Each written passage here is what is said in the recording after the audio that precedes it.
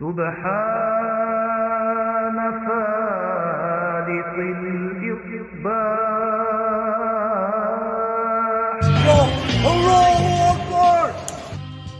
Ding dong. Hello? Yes, that's right, infidels. You found us here, channelattitude.com, Hameen Media Group, where you get the most real talk, the best reviews of all your favorite wrestling shows from AEW and WWE, Impact, and more, because we're going to break it all down with the best staff in professional wrestling at HMG. So you don't need to go anywhere else, because there's no 5 stars here. There's only $5 face slaps, infidel. Allahu Akbar! So sign up today, channelattitude.com, Hameen Media Group, and join the Hameen Army for the most real talk in professional wrestling. YOLO!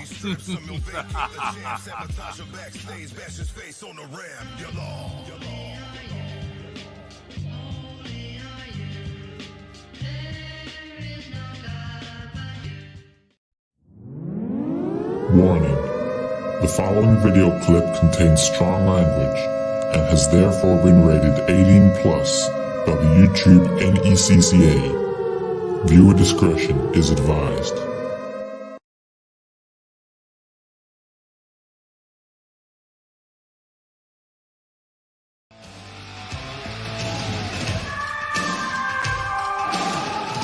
The PWC Network. What the world is watching and listening to.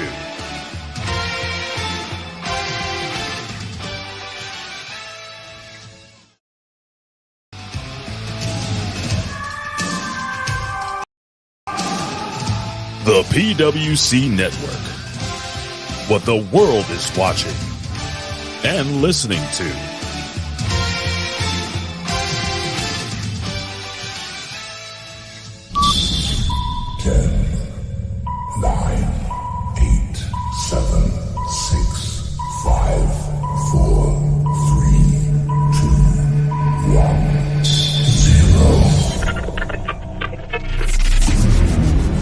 Tonight, your host, it's the man himself. This is a job for the bomb. Smoke weed every day. The bomb. Smoke weed every day.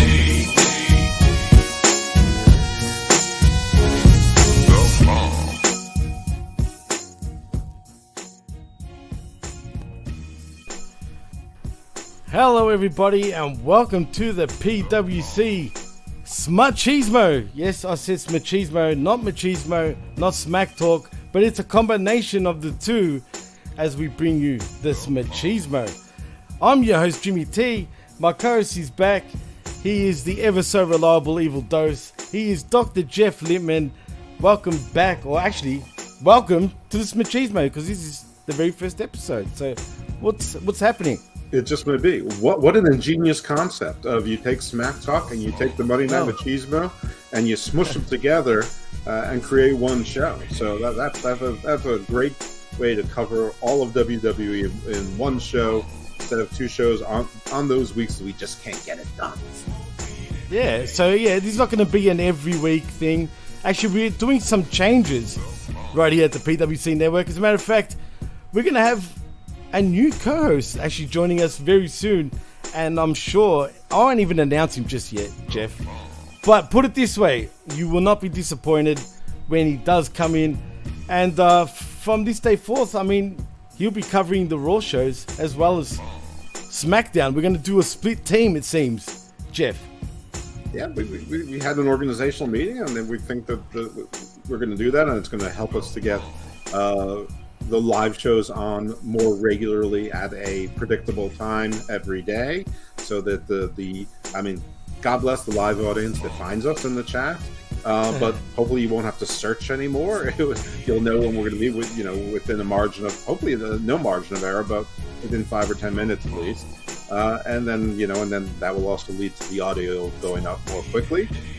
We brought someone who is StreamYard fluent, I know how to upload with an MP3, and I have been StreamYard functional in my past. So it's also another person that can maybe take some time with me. That's not 14 hours difference in time, and maybe even I can get to a point of functionality. And we still have our bench of semi-regulars that we call upon, and hopefully still will, and hopefully they'll still be willing and able. Chris is, of course, still a full 1/3 member of the team. And we might bring in one more person as a regular / semi-regular.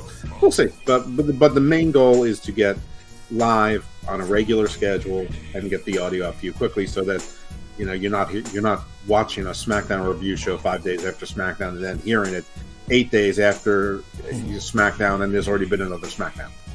True. Well said, Jeff. Couldn't have put it better myself. So yeah, exciting news, and expect some upcoming changes in the near future. But Jeff, I just want to talk. I kind of thoroughly enjoyed Raw. SmackDown was cool. A bit sort of the same shit in a way, like, week in, week out. But we'll get into Raw first. And but I mean, I know it's been nearly a week since Raw has been on, let's be honest. What do you think of the show overall anyway, before we actually get into the actual show? I thought Raw was okay. But I like SmackDown more. I mean, the 2 hours really helps a lot. That's true. And I have a giant complaint about the formatting of WWE television. I mean, there's normal amount of commercials, but they've got the commercials within the show, the recaps of the recaps of last week, the recaps of hour one, the recaps of hour two. Then they've got their, flow progressive, then where they have to show you yet another recap. I mean, why could they can't do the promos during the flow progressive thing or something, or vignette, like something new. Can't possibly do that. Then they've got to tell you about that city's sports teams, and I mean. So Raw is painful because there's 40 minutes of commercials, and then there's like 40 minutes of in-show nonsense as well. So SmackDown, you've got the same proportion of stuff, but in 2 hours it just doesn't feel as painful. But I mean, there's nothing we can do about it. I say it every week. I'm sure the audience is sick of hearing me say it, but I don't know. I'm sick of saying it too. Believe me, I wish it wasn't there. And there are solutions. They in the progressive match flow, they don't have to give us a recap. They can do a new segment. They could do the new Firehouse Funhouse or whatever it is during that, or a Charlotte promo, or whoever the story is, the Cross promo, whatever. It doesn't matter. Anyway, yeah, let's dive into it, because those of you who aren't watching us live, which is probably anyone who's sane, it's 12:30 a.m. Monday morning, the 23rd. Wow. This is technically a work day for me, and so I'm being a bit of a moron here, but I really want to get us on track. So we need to, since I'm the one saying I really want to get us on track, I can't very well be the one. Let's get on track but it's past my bedtime. I know, I feel so guilty, man, but thank you. As like I've always said, you are the ever so reliable Dr. Jeff Lippman. But yes, let's get into Raw. Let's do it. And as a matter of fact, we start off with the Usos making their entrance, flanked by Solo Sikoa, and they get on the mic. They announce that the Bloodline is now in your city, and say they run SmackDown and Raw every single week. Before Solo puts a beating on Mustafa Ali tonight, they need to address Friday. Kevin Owens better have learned his lesson about not crossing the tribal chief, and they say they have something huge planned for Raw 30, even though it looks like a damn porn, that the show logo. But anyway, I digress. Every generation of the Bloodline will be on the show to have an acknowledgement ceremony for Roman, and they're going to defend the Raw tag titles against the Judgment Day. Enter the Judgment Day though, Jeff. They say the only thing that needs acknowledging is that they run Monday Night Raw. They should have said these nuts, but again, it is what it is. And they're running straight for the Bloodline. Finn Balor thinks ex-con Dom, I hate that name, Jeff, I really do, for stepping up and filling in, so they became number one contenders to the tag team titles. Damian Priest then says they're going to win the tag titles next week as Mysterio gets in the Usos' the Raw tag team titles, not the Undisputed, the Raw. That's right, the Raw tag team titles, that's right. Anyway, Dom Mysterio gets in the Usos' faces and says he can tell they're scared, But they laugh it off, which I loved. They remind him of their record and all the teams they've beaten, and remind they started this reign beating him and his daddy, and that Raw 30, which is true, right, Jeff? You were going to say? Yeah. The Judgment Day will get welcome to the Uso penitentiary. That's real time. Real time. Somehow, though, Rhea Ripley ends up stepping. Boy. Yeah, absolutely. Right. And RIP once again to Jay Briscoe. That was well said, actually, Jeff. Good little Easter egg there. But anyway, so good. Somehow, Rhea Ripley ends up stepping up to Solo Sikoa, and he backs off before getting right back in her face. You were going to say something, Jeff? No, I mean, you one enforcer against another enforcer. True. Anyway, then Dominic takes a shot at Sikoa, drops him with a... Yeah, I liked it, though. This was good. Leading to a brawl. As Solo and Rhea face to face again, she beckons him in, and then he fires up, and Mustafa Ali takes him out with a dive to send us to the break ahead of their match. Nobody cared about Mustafa Ali. There was like, why is this fly here? That's true. And I will say this, believe it or not, for the time, we've got over 10 viewers, so that's cool. But before we continue, Jeff, someone's here. Someone's here, dude. Speaking of losers, sort of. You know who this is? I don't. Wow. The boss is here, Jeff. You got a lot of bosses. It's Vince Kennedy McMahon. Oh my God! Thank you, sir. No chance. That's what Vince, where are you, man? Oh well, I guess Vince is not here. Good one, Vince. Always fucking it up for everybody. Lost a lot of power as we've gotten older. Always fucking it up for everybody. Well, while we wait for Vince, Jesus, you fucked me up, Vince. Bad. Anyway, let's go back to Raw. But what do you think of the overall sort of segment? I liked it. Listen, I don't think anybody here is probably new to the show, especially if you're watching it, 12:30 on a Monday morning. I'm not. I think that I love the Bloodline, but we're definitely getting overkill. Like they're all over the place. Oh, they're everywhere. Too much. And I was never a big thing. I don't understand Judgment Day. They never made sense. The turning on Edge never made sense. I know that people really love the Dominic thing, and listen, it is funny, it's amusing, but I'm not sure how long it's amusing for. If it wasn't for Rhea, I don't think that there would be anything to it. But I mean, there is Rhea, so I mean, we don't need to get into that. I did like that they're like, we won Monday Night Raw, you don't, and it didn't matter. There was heels, and they're going for the titles, and that's fine because that's what would be in real life. It's not like the bad guys like the bad guys, or anything like that. So, but it was okay, but it's just I sort of feel like I could use a few less Samoans in my life. Well, it's funny because a lot of my close friends are Samoans. They're always around. They're everywhere, Jeff. Yeah. Well, I was going to mention. Can we say this? Can you finally admit that Dom is actually not too bad? Yes, it's cringe, acting all essay and shit like the Usos were saying. It's cringe. Well, it's funny because it's ridiculous. But at the end of the day, he's still Dominic Mysterio. At some point, he's going to have to wrestle. He still looks like a string bean. So, I mean, listen, you can't make fun of Orange Cassidy and like Dominic Mysterio. I think it's both schlock. It's the same kind of wrestle crap. Is this funny? Yes. You know what? The first 5 or 6 times I saw Orange Cassidy, it was funny too. And every now and then it still is. But most of the time, it's just like, ugh. And this is the same thing. All right, fair enough. I like this segment a lot more than usual. I actually kind of liked how the Usos, scoffed at Dom saying they're scared and whatnot. Yeah, they should. Because seriously, really. They're fucking Usos. But what I wanted to ask you is Judgment Day becoming a fucking street gang now? Because I don't feel like it's anything close to what it was meant to be portrayed as. I don't know exactly. I don't know that they ever knew exactly what they wanted to be or what they're trying to be. I mean, are they a street gang? What's the affiliation? What's the connection besides purple handkerchiefs? I don't understand anything about it. None of it makes sense. I mean, at least now they have a goal, and the goal is the tag team champ. This is the first goal they've had other than recruiting Dominic. True, you're right. But I will say it is starting to work for them for whatever reason. It actually is, Jeff. We got to give him that credit. Well, there's a reason why wrestle crap happens a lot, because people like wrestle crap. So it's funny, and he's leaning into the essay thing, and he looks like the every album cover from 1998.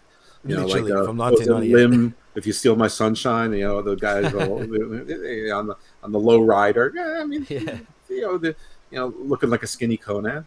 But at the end of the day, it's still Dominic Mysterio, and he still doesn't look like he can hurt anyone.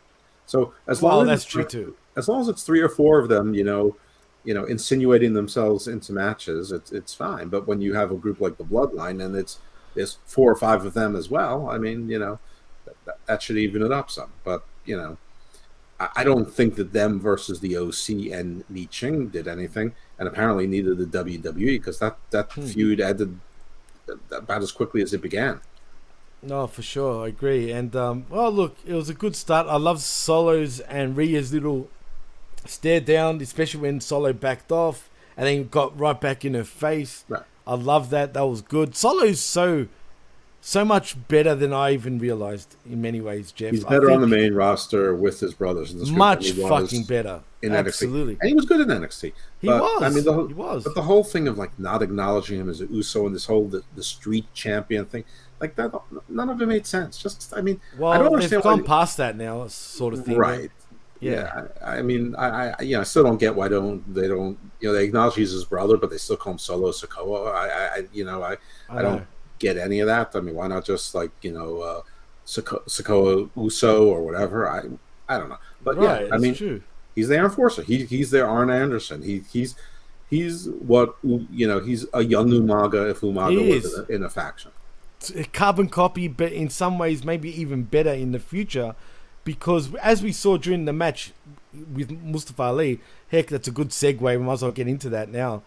He was talking a lot of shit, man. He was talking trash to Mustafa Ali, which I loved. Everyone hates Mustafa Ali. I agree, man. That makes. I mean, I'm so about hashtag free Ali, and not for the reasons that everybody was Get like. Fucked Ali. I'm just like free Ali. Hashtag free Ali from me.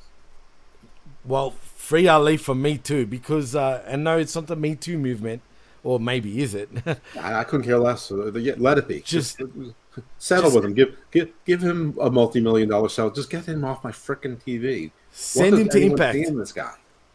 You tell me. What does anyone see in this guy? And that's what pisses me off about the IWC these days, dude. Why? Because he's woke, or he thinks he's woke. So we're all going to get behind this guy, or we're going to get behind. And he can wrestle a fast style. Yeah, well, there's 50 of them on AEW. Well, exactly, and that's the thing. Now people are getting behind these wrestlers not because they're fucking good, not because they deserve it or earned it, just straight up because they're going against the system.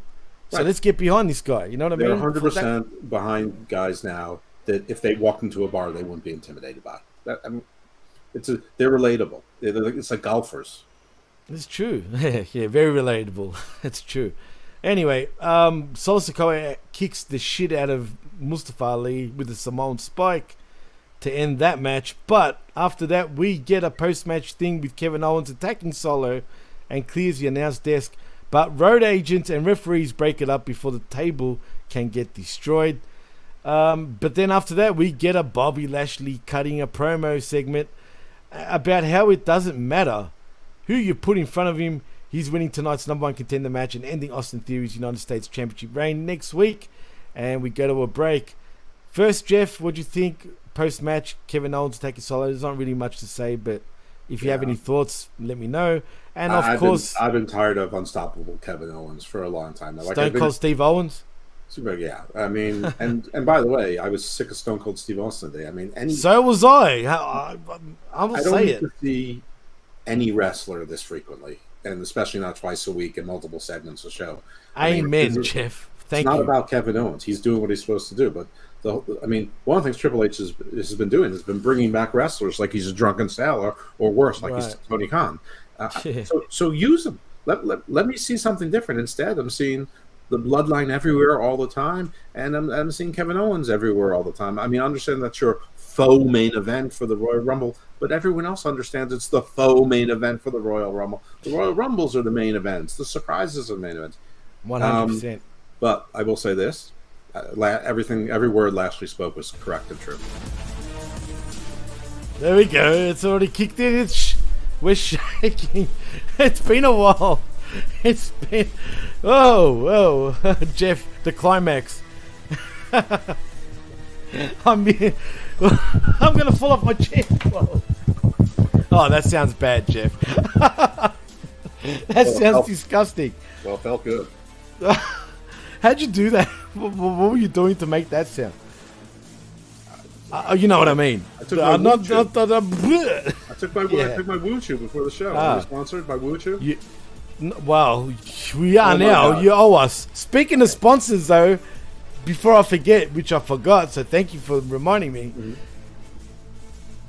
We're sponsored by... Yes, I was going to say, this show is brought to you by Podbean, where if you sign up via the PWC network.podbean.com, not only do you sign up to Podbean, which is the best podcaster in the world, but you'll be getting a free month right here thanks to the PWC network and podbean.com. Can you believe that, Jeff? I can't. It's amazing. It's so generous. It is very generous. So please sign up today at the PWC network /Podbean. Yeah, for your free month. You should get a $5 face slap just for not signing up. Yeah. Speaking of sponsors, not for us though. All right, I'm one of the 17 people that watch MLW. And I don't know why, but yeah. Now, I don't know if I have Reels TV, so that might be coming to an end pretty soon. But anyway, they have Hammerstone doing Blue Chew commercials. What? And it's twice during it. Now, I don't know if MLW gets anything out of this or if it's all for Hammerstone. And so they said, listen, we want to keep you, so, make your money, champ. But, like, of all the people who doesn't look like they should have to need Blue Chew, I mean, obviously, he probably takes... Well, he's pretty juiced by the gills. I mean, yeah, I was trying to find a way not to say it, but you said it. But I mean, like, like if they put, like, Savio Vega up there, like who's like 60, that makes sense. Dario Cueto or whether you put Duran there, Can you imagine Man, the accents? Hysterical. I mean, sign up to Blue Chew today. That sounds like the count. Like 1, 2 Blue Chew, 3 Blue Chew. Yeah, for sure, 100%. But it's actually really sad. It's painful to watch. That's. Well, I was sorry, I had to, but what was I going to say? Yeah, Blue Chew, you owe us, man. You've got to pay us. And Woo Chew, you too. Woo Chew for sure. Woo Chew. Maybe we should start a company like Blue Chew, but call it Woo Chew, and then Ric Flair can pay us. And Preparation Triple H for the other side. That's a bit not of a Rollins laugh, but still. Good enough. Anyway, Jeff, let's get back to Raw, though, man. Did you finish up what you said about Lashley? Was there any more you need to say? I agreed with everything you said. I have no notes. Okay. All right. Well, we come back from commercial, and guess what? Still don't like you, Jamie Williams. I'm still a Hollywood Jack Tatum guy. For anyone that doesn't know who he's talking about, he's talking about the vet. I'm a Tommy Fulton guy. Vet, if you hear this, it ain't me, just so you know. But anyway, we come back from commercial, and guess what we get, Jeff? A recap? No, close enough, though. Well, it is a recap, but a recap. The same Cody vignette for the 97th Yes, time? thank you. That's exactly the recap that we get. Like the one guy that I'm supposed to be excited to see. It's like, this is like the 6th time I've seen this. I'm like, okay, he can go away again. Talk about promotion, right? I mean, they don't do this for nobody, but this guy, it's clearly Vince is back in control. What do you mean they don't do this for nobody? The Veer was coming for 10 months, and then he left. True. He was coming longer than he stayed. He came on himself, clearly. I mean, anyway, well, screw Cody for now, like Jeff said. He clearly does, or something. Or maybe actually, something Veer's father died. That's why he wasn't on that NXT show.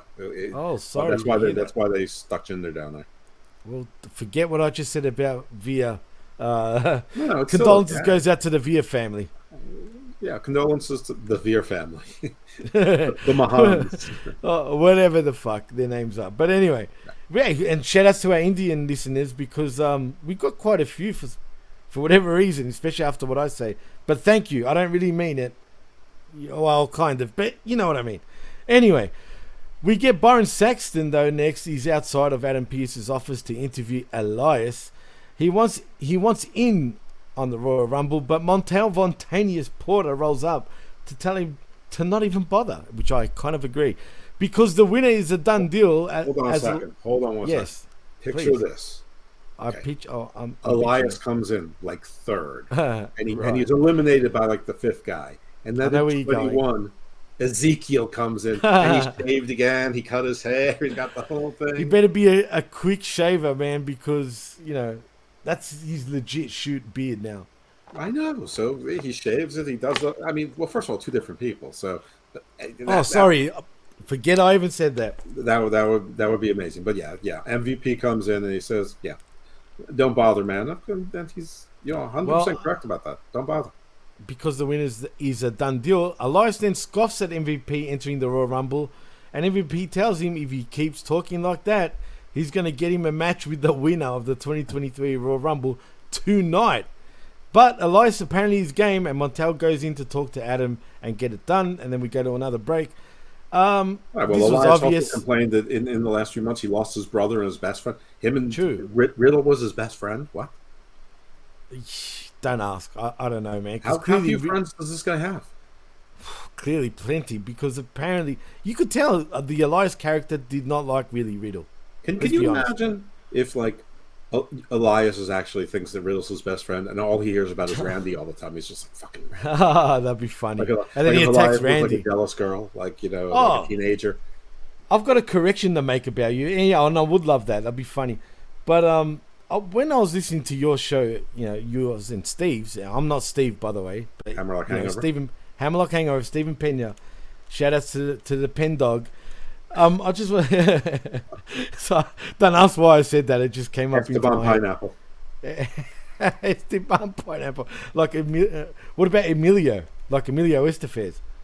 Well, I don't know, but isn't Steven Esteban? True. Same thing. Anyway. Before I throw myself off, I wanted to point out, you mentioned Riddle, both of you guys, but more particularly you, about him possibly coming back at the Royal Rumble and also being in rehab. Well, I hear differently, Jeff. I hear he was never in rehab, as a matter of fact. He was in rehab. Well, I'm hearing that he was going through divorce proceedings with his wife. Okay, divorce proceedings don't happen that quickly. He was in rehab. Okay, interesting, because there's a few sources. I'm not talking about spaghetti sauce. There's one source, and I know who that source is. You know who that's about Tony, and this is something he conjured up on his own. Meanwhile, there's not a single Instagram photo of Riddle out in the world. There's not a single post from him. There's nothing anywhere. Yeah, he just does. He's taking care of divorce. His divorce is completely acrimonious. It doesn't get resolved in 6 weeks. That's not the way things work. I love how you busted me out there. You literally just threw me under the... I was thinking, maybe you didn't listen to that show. It was Don Tony that said it. Listen, if he wasn't in rehab, let me say this. Steve will not say this because he will not betray any... Oh, yes, he's friends with him. I forgot. You're right. Yeah, he knows Matt Riddle. I believe you and some of his very close friends are legit, like, people who hang out with Matt Riddle, like yeah, no, I knew at that. the time, like, daily, if not weekly. No, you're right. One of the guys was like his gopher, basically. That's a true story, actually. Yeah. He's right. So actually, I do believe what you said now. Like, there was a time that it was like New Year's, and they all called me. This is before I got fired from UPR. They say I quit, but before I got fired, and they called. Yeah, I get like a FaceTime call, and I answered, and it was not unusual for Unpopular Review people to butt dial with you, like by mistake. So I answered, like little kids. Yeah, and it's like one of those like Brady Bunch things. There's like 6 boxes, but there's like 8 of them. So I'm like, I'm waking up from a nap. It's New Year's Day. I might be a little hungover. Oh, I'm looking at things. I'm focusing. I'm like, there's Steve and Willie Beeman. Oh, there's Steve. Hey, Steve. There's Chris. I'm like, there's Sanderson. I look up and it's like Matt Riddle. I'm like, what? Am I true? I'm like, why is Matt Riddle calling me? And I'm like, sorry, what's up? I would buzz out. That would trip me out. That would really trip me out. I'd be like, wait. It was there. Well, speaking of calling, though, Jeff. Oh God. You boys. You boys aren't the only one with the real connections, because we got the hookup right here at the PWC network. Does he have internet where he is this time? Apparently, Connecticut is going fine once again. apparently. Here he is, Vincent Kennedy McMahon. Vincent Kennedy McMahon, goddammit. Hey, pal.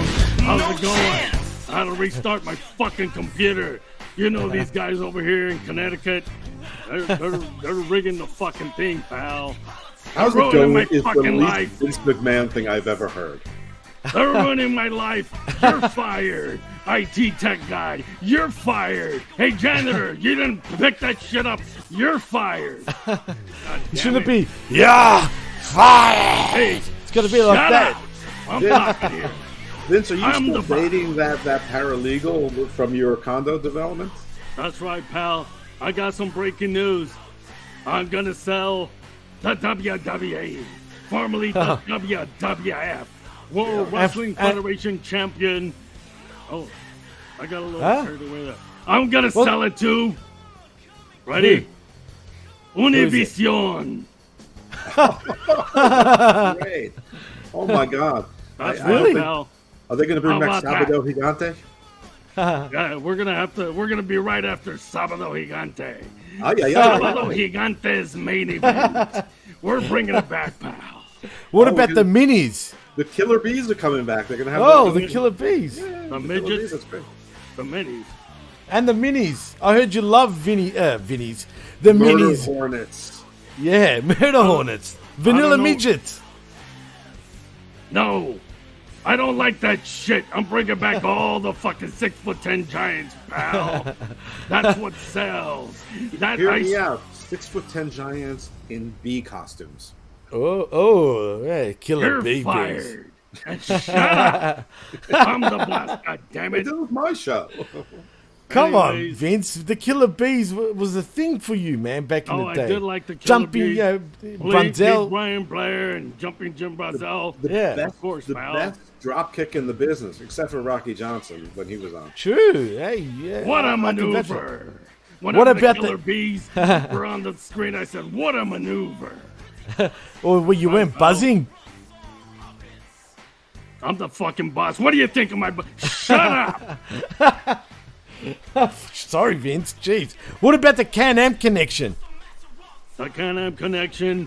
Are Hey, they too pal, small that or- was a great tag team, too. We And had Power and Glory. the When Better I yet. do the Z-Man, it can be the Z-Pac-Man. The WWF had some of the greatest tag teams of all time. The Can-Am Connection. We had Hercules and some other fucking guy. I don't know. Paul Roma. Paul That's Roma, right. yeah. The Islanders, pal. Remember the Islanders? Sure. Strike Well, Force. Strike Force, yeah. Legion of With, Doom, pal. with Tito Santana, El Matador. The That's Bushwhackers. The Rockers. Yeah, Brutus Luke, Beefcake and Greg. Shut Van. up! We can go here all night. I don't care. What I'm What about- telling you is I'm The getting Muda? sold to Univision. We're gonna be in Spanish now, pal. WWE. Spanish? Sí, ¿cómo estás? How do you say you're fired in Spanish, Vince? Ya, vete a la chingada.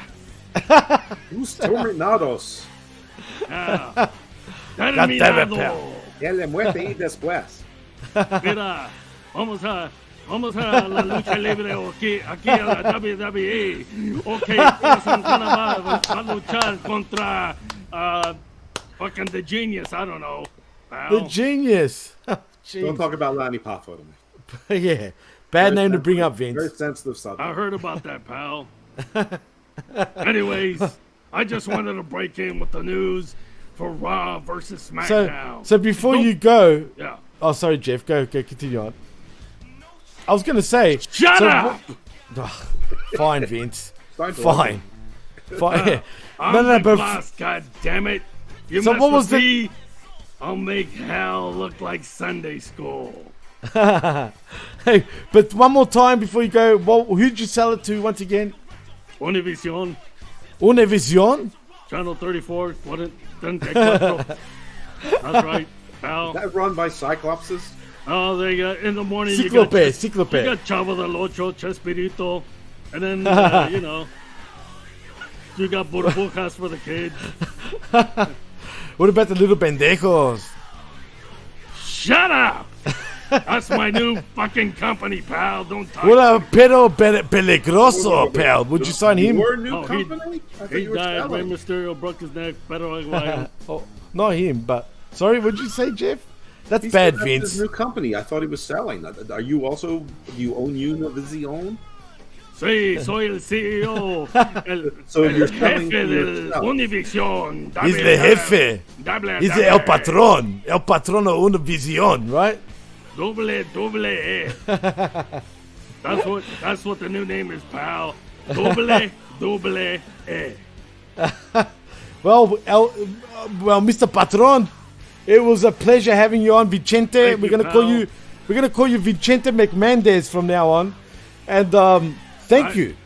You know what? I'm gonna leave, but you know what I told Stephanie on the way out? You're fired.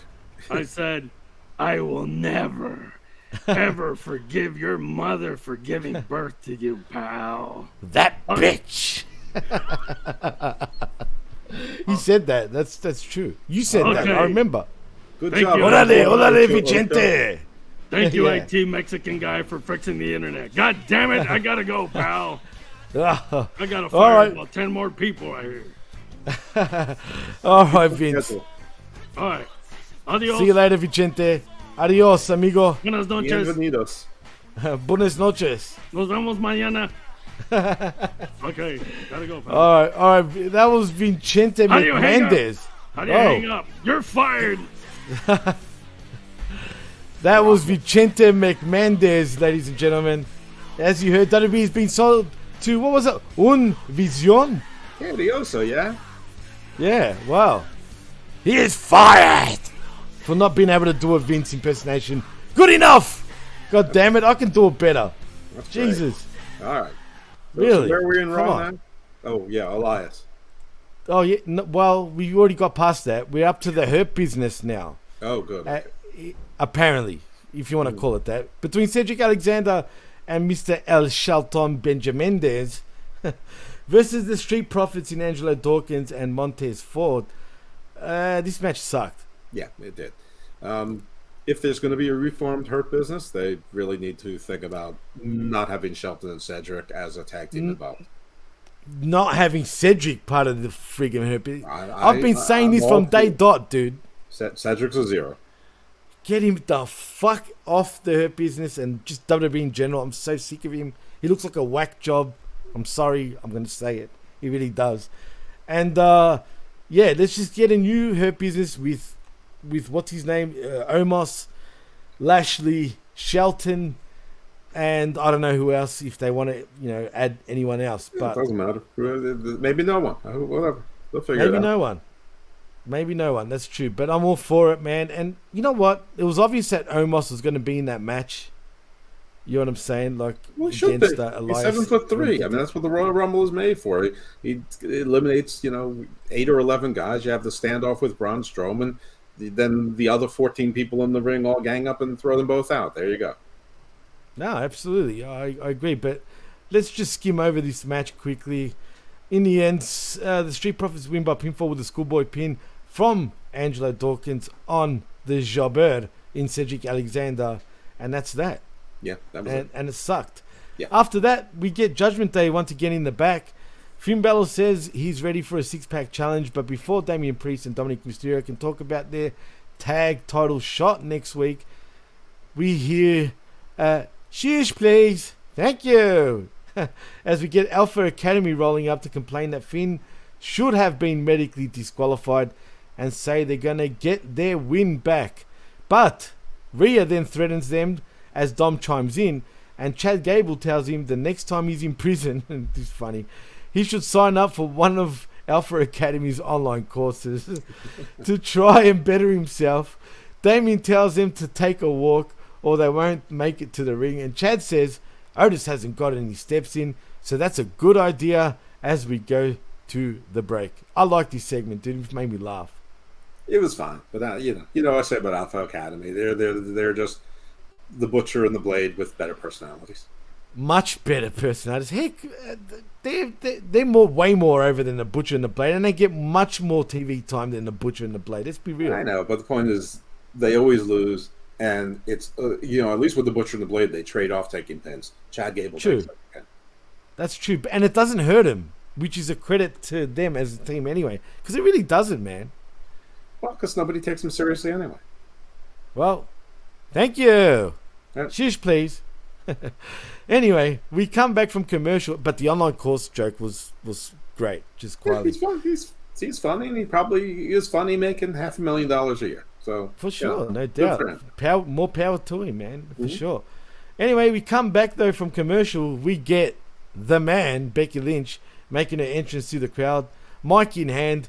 She hops the barricade and says she'd like to chat, but she has some business to take care of first and calls Bayley out. Can I just say she sucked on the mic? Yes, and like all you people that speak English from countries that are supposed to speak English, she says use. I can understand and relate to that because we say use too. I know. I was so- lumping you in with that. See, here in the United States, the people who say use are usually on the lower rung of class. Really? Why? How does that work? Because it's not a word. So that doesn't exist in the U.S. English dictionary? For stupid people. You calling me stupid? Are you talking to me, Jeff? No, apparently, like in the other English-speaking word. No, like, you're right. is You're used. right. No, it's true. I use it all the time. Not use. Yeah, and S-E. she does too. Like I've heard Irish people and Scottish people, use that. I'm sure you've heard me say it too. Constantly. Yeah, I do. That's Just true. quietly. It's part of my vocab. No, just quietly. He's right. Yeah, no, well, when we say use, I'm sure you know the context. It means like plural, like plural of you. Yes. And Just like it another sounds. person. Or like just, yeah. Well, yeah, except with Yet the yes. not a word. But okay. Well, English came from England, all right, damn you. So if an American says it's not a word, the English say it is. So Listen, until I hear any of those inbred Habsburg Windsors say use, I don't believe it's English. they are inbreds. You ever seen them? I mean, if you've ever seen like Underworld with all like the elder vampires, they all look exactly like the Queen's brother who just died. Well, fuck 2 the years Queen. ago. They look like did I say Prince that? Philip. Did I just say fuck the Queen on the air live? I mean, in Australia, mind you. Well, yeah, I did say it. Yes, you did. Fuck the Queen. Anyway, and the whole monarchy. Hopefully I don't get blackballed for that.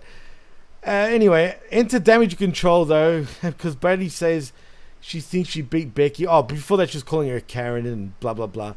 My point was, Becky Lynch absolutely struggled, in my opinion, on the mic. I just thought she was bad. The crowd weren't even reacting to her.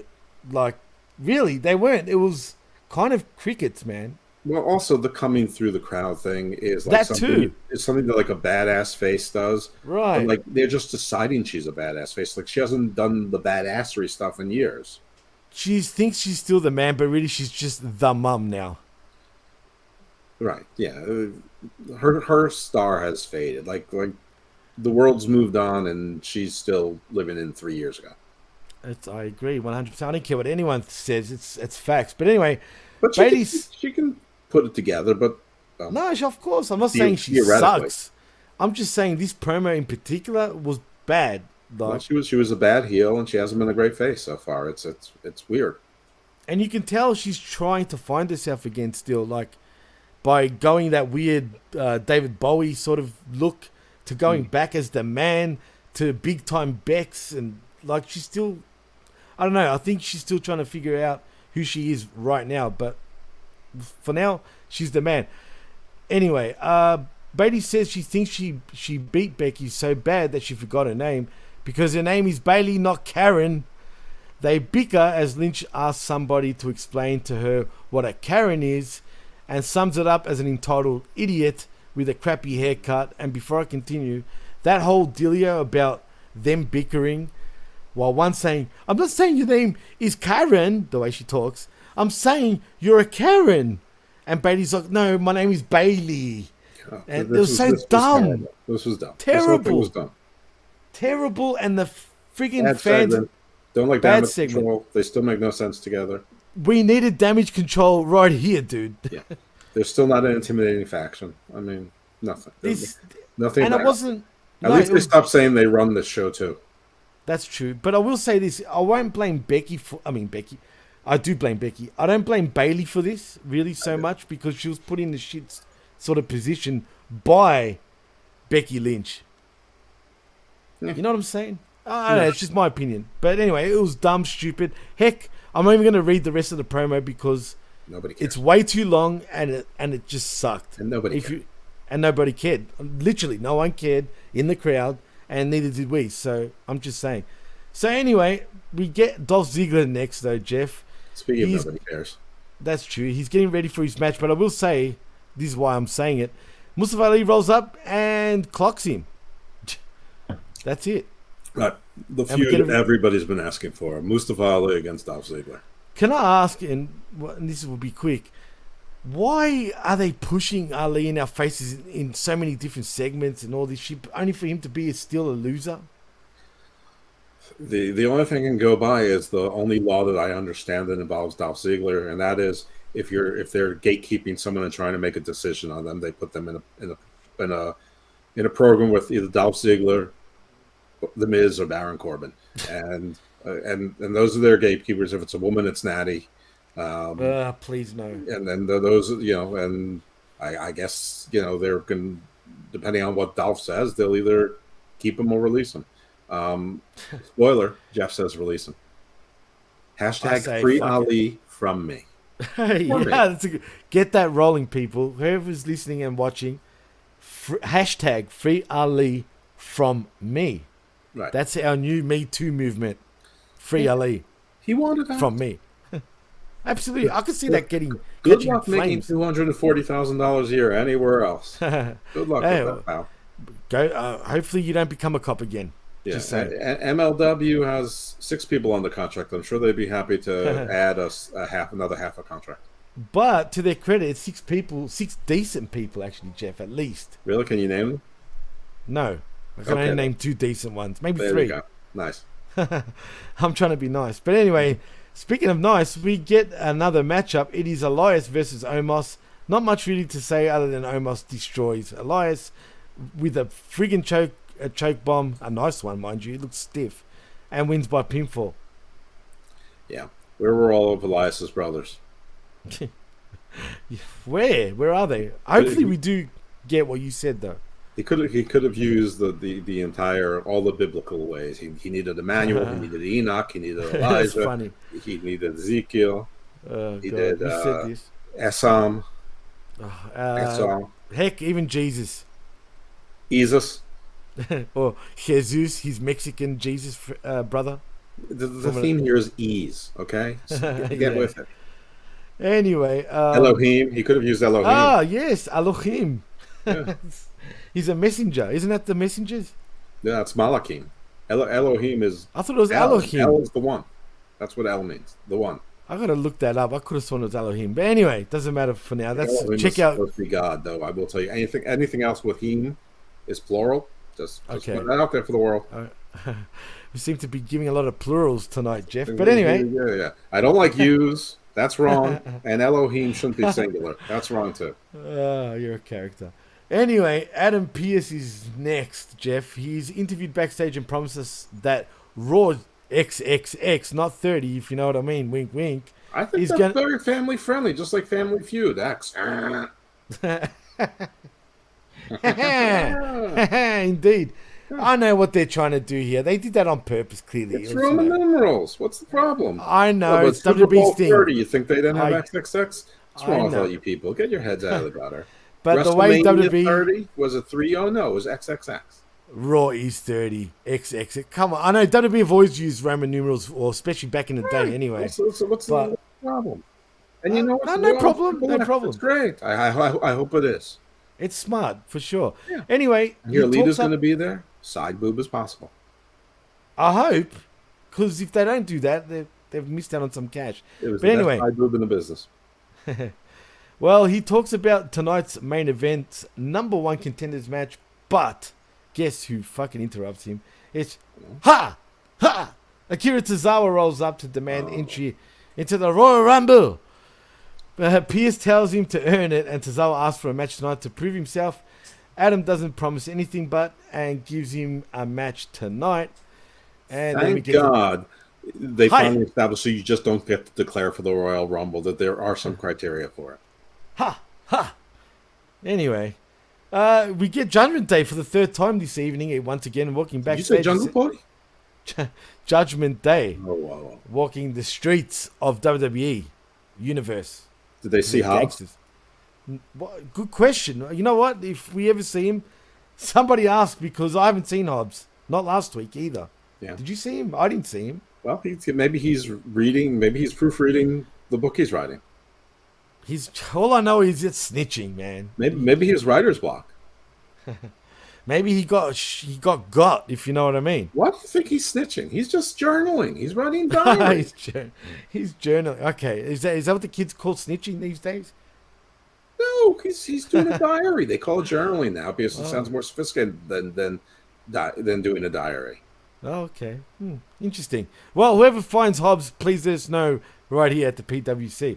Anyway, back to Raw though, because we get another matchup. It is the Alpha Academy in Chad Gable and Otis versus Judgment Day in Damian Priest and Jeff's favorite wrestler in Dominic Mysterio. Spoiler: Alpha Academy loses. Why'd you spoil it? Well, yes, Alpha Academy do lose it by pinfall with a weak, and I say weak, I emphasize that, lateral press from Dominic Mysterio on Chad Gable. That was pathetic. Of course it's on Chad Gable. Of course it is. Of course. I mean, shit. We also get a video package celebrating Dr. Martin Luther King Jr. as we go to the break, because everyone had a dream, not just Martin, but apparently WWE was saying that. I have nothing to add to this. Good. A tribute to Martin Luther King on Martin Luther King Day is a good thing. Absolutely. But the fact that WWE was saying that they got a dream, what's their dream? To sell it? You know what? I must have missed that, but that's I don't know what their dream is. Yeah, watch the commercial when they play it again. Probably you'll see what I'm talking about. If you're doing a tribute to Martin Luther King and you put together a nice video, just let it speak for itself. Don't try and piggyback on it. You're a wrestler. That's what they did. Shut up. I mean, and by the way, they have a pretty good recent record on it, so let it speak for itself. Couldn't have put it any better myself, man, for sure. Anyway, not much to really report over here other than, whatever. Yeah. Did I mention we've got Io Sky versus Michin Maya Yim next? You just did. Well done. Wow. Yes. And did I also mention that Maya wins by pinfall with an Eat Defeat? I hate that name. You just did. Good job. I think that's more than enough that needs to be said about this. Nobody cared about this match. Nobody cares about either of them. Yeah. Nobody gives two shits that Maya Yim is back or Michin is back. I mean, the whole controversy, they changed it. Who cares? They could call her Rudy Poo. It doesn't matter. They can call her Maki Ito Berg. Nobody would care. They can call it Bearcat Maya Yim. Nobody should care. Bearcat Maya Yim. Oh no, you didn't just say that. Anyway, you're funny. I will say this though, and I hate to say it. Let's honestly, was Vince right all along?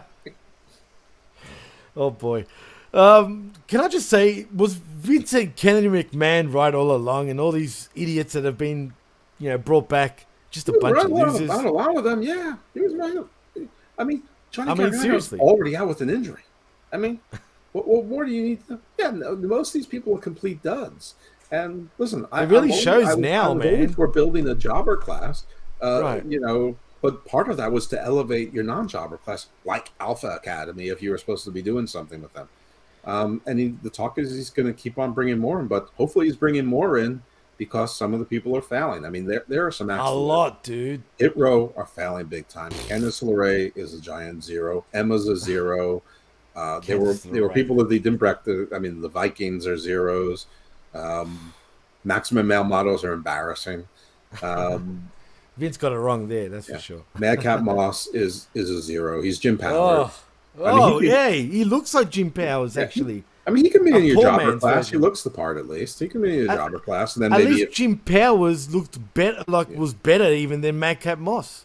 Baron Corbin. I mean, I don't know how that experiment's still going. And why do you give him JBL and you don't make him oil Baron Corbin and put him in the same kind of 10-gallon hat, like cowboy suit 10-gallon kind of thing? Well, you've said that week in, week out, and yeah. But I said lots of things week in, week out, and they listen. They listen to me about Lacey Evans. They're listening to me about the Hurt Business.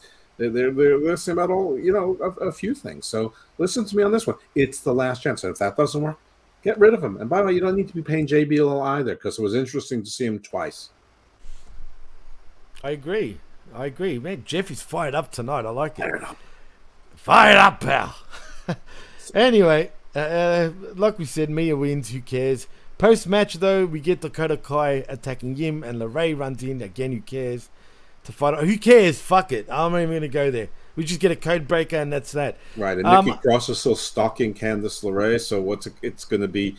Is Nikki Cross going to rejoin sort of Damage Control again, and Xia Li on SmackDown? Maybe like they're going to pick all the short girls, so that I'm sorry, women, so that faction, no matter how many people, never look intimidating. They're going to be like the Undisputed Era, a bunch of she was like this, dude, like a little girl, a little girl's crossing. They just, that's what it reminded me of in the background. Who cares, man? She sucks. And everyone's like, Sanity wants a bunch of zeros too. It's true. I agree. Anywho, nothing to report there, even though Bianca Belair was walking. Talking about what makes Daddy Magic's nipples hard. Eric Young's nipples were always hard. Everything makes his nipples hard. Don't fire Eric, okay, Jeff? Well, you don't have to fire him. You just don't need to rehire him. Problem solved. Well, has he been official? I think he has. He has signed now with WWE officially. He just hasn't debuted yet, right? I have no idea. Everyone reports all sorts of stuff, but we don't until I see him on TV. Who knows? For all I know, he's Uncle Howdy. It wouldn't surprise me. But anyway, I guess Eric we'll see Young him at the Rumble. Was good as exactly one thing, and that was when he was like basically Eugene in TNA. Don't fire Eric. That's why I said it. You know what I did? I missed that entirely. My bad. Oh, really? And then when he got the world title the first time, like it was like sort of their version of Bryan Danielson. Yeah, and it worked for a little bit. I will say this. He was much better. The way WWE made him when he was part of, what was the group again? Sanity. Sanity, that's right, because I've lost my sanity. He was great. I actually liked him. I was surprised at the range he had to pull that off, because I wouldn't have expected someone... Like, I wouldn't look at him and be like, all right, you're going to be, part of this group and you're going to be the leader and whatnot. He just doesn't seem to have that type in him. But he did, so...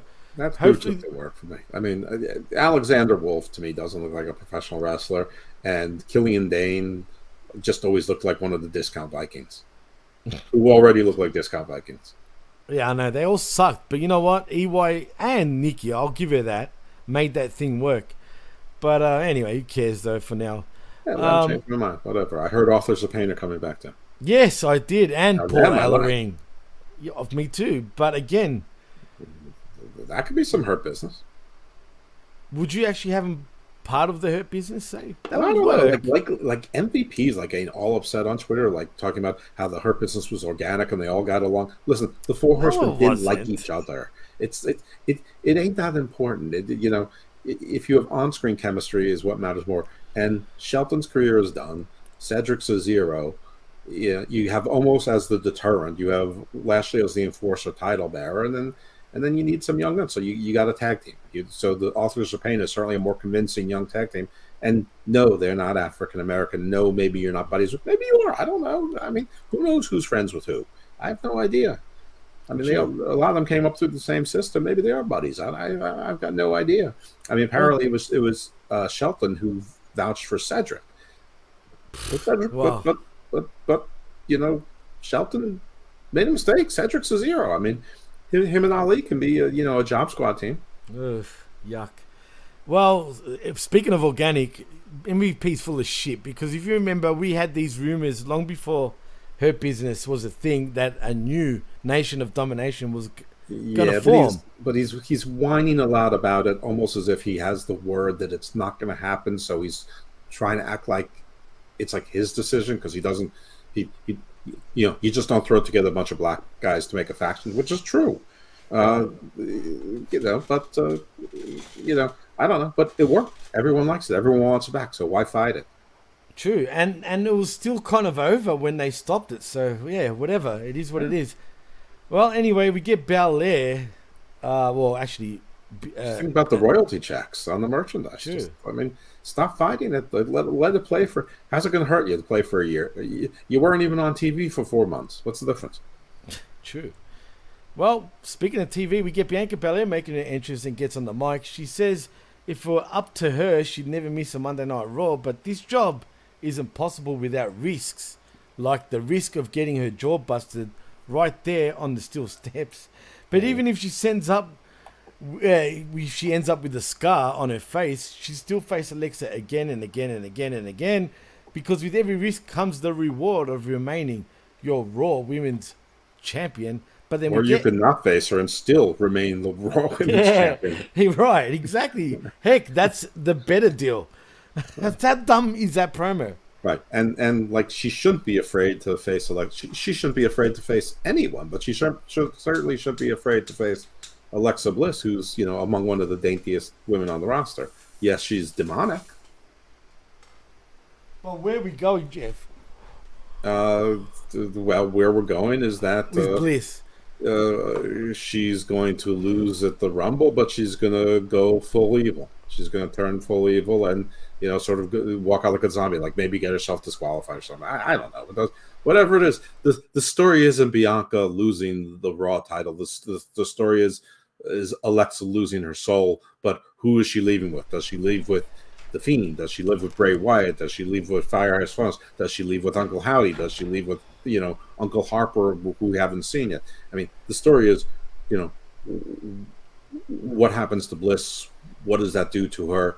Is it losing that breaks her, or is it that she's broken, that she just doesn't care about winning the title anymore? She just wants to go, totally Harley Quinn on the world.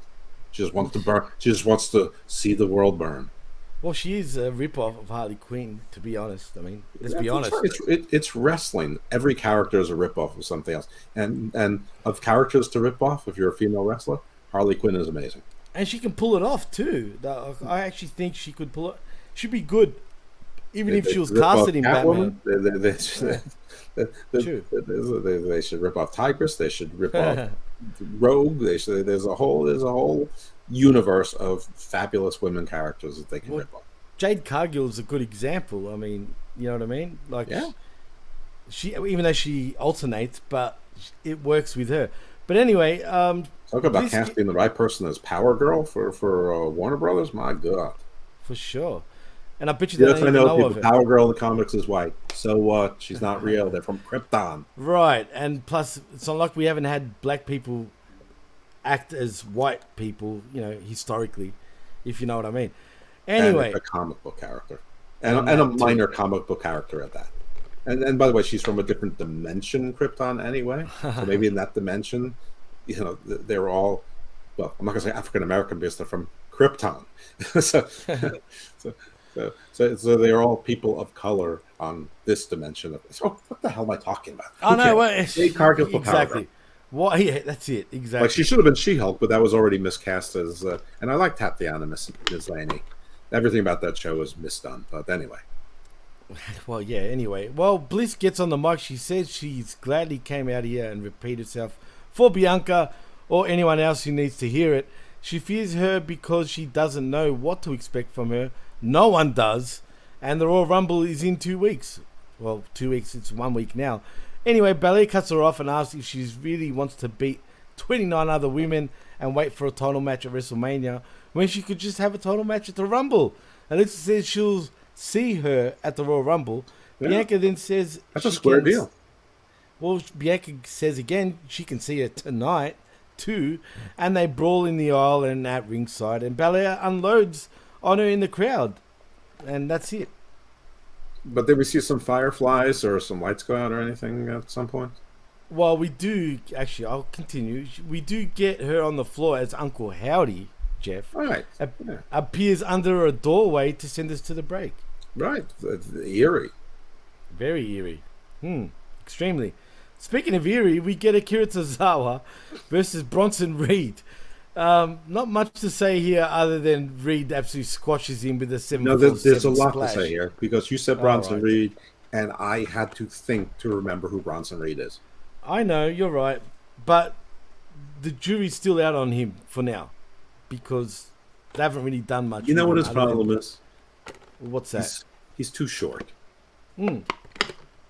He's a short, wide motherfucker. You know what? I've seen him in person, though. He looks huge. No, really, in he's person. Like honestly, he should join Alpha Academy. Him and Otis as a tag team would be amazing. Oh, but not under as Alpha Academy. Oh, you know what? Maybe Wrecking Balls or something.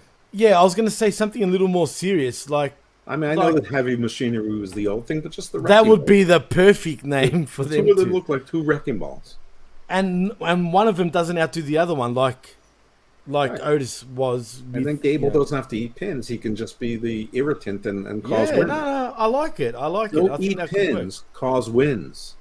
And Smart. And you know what? They can still be.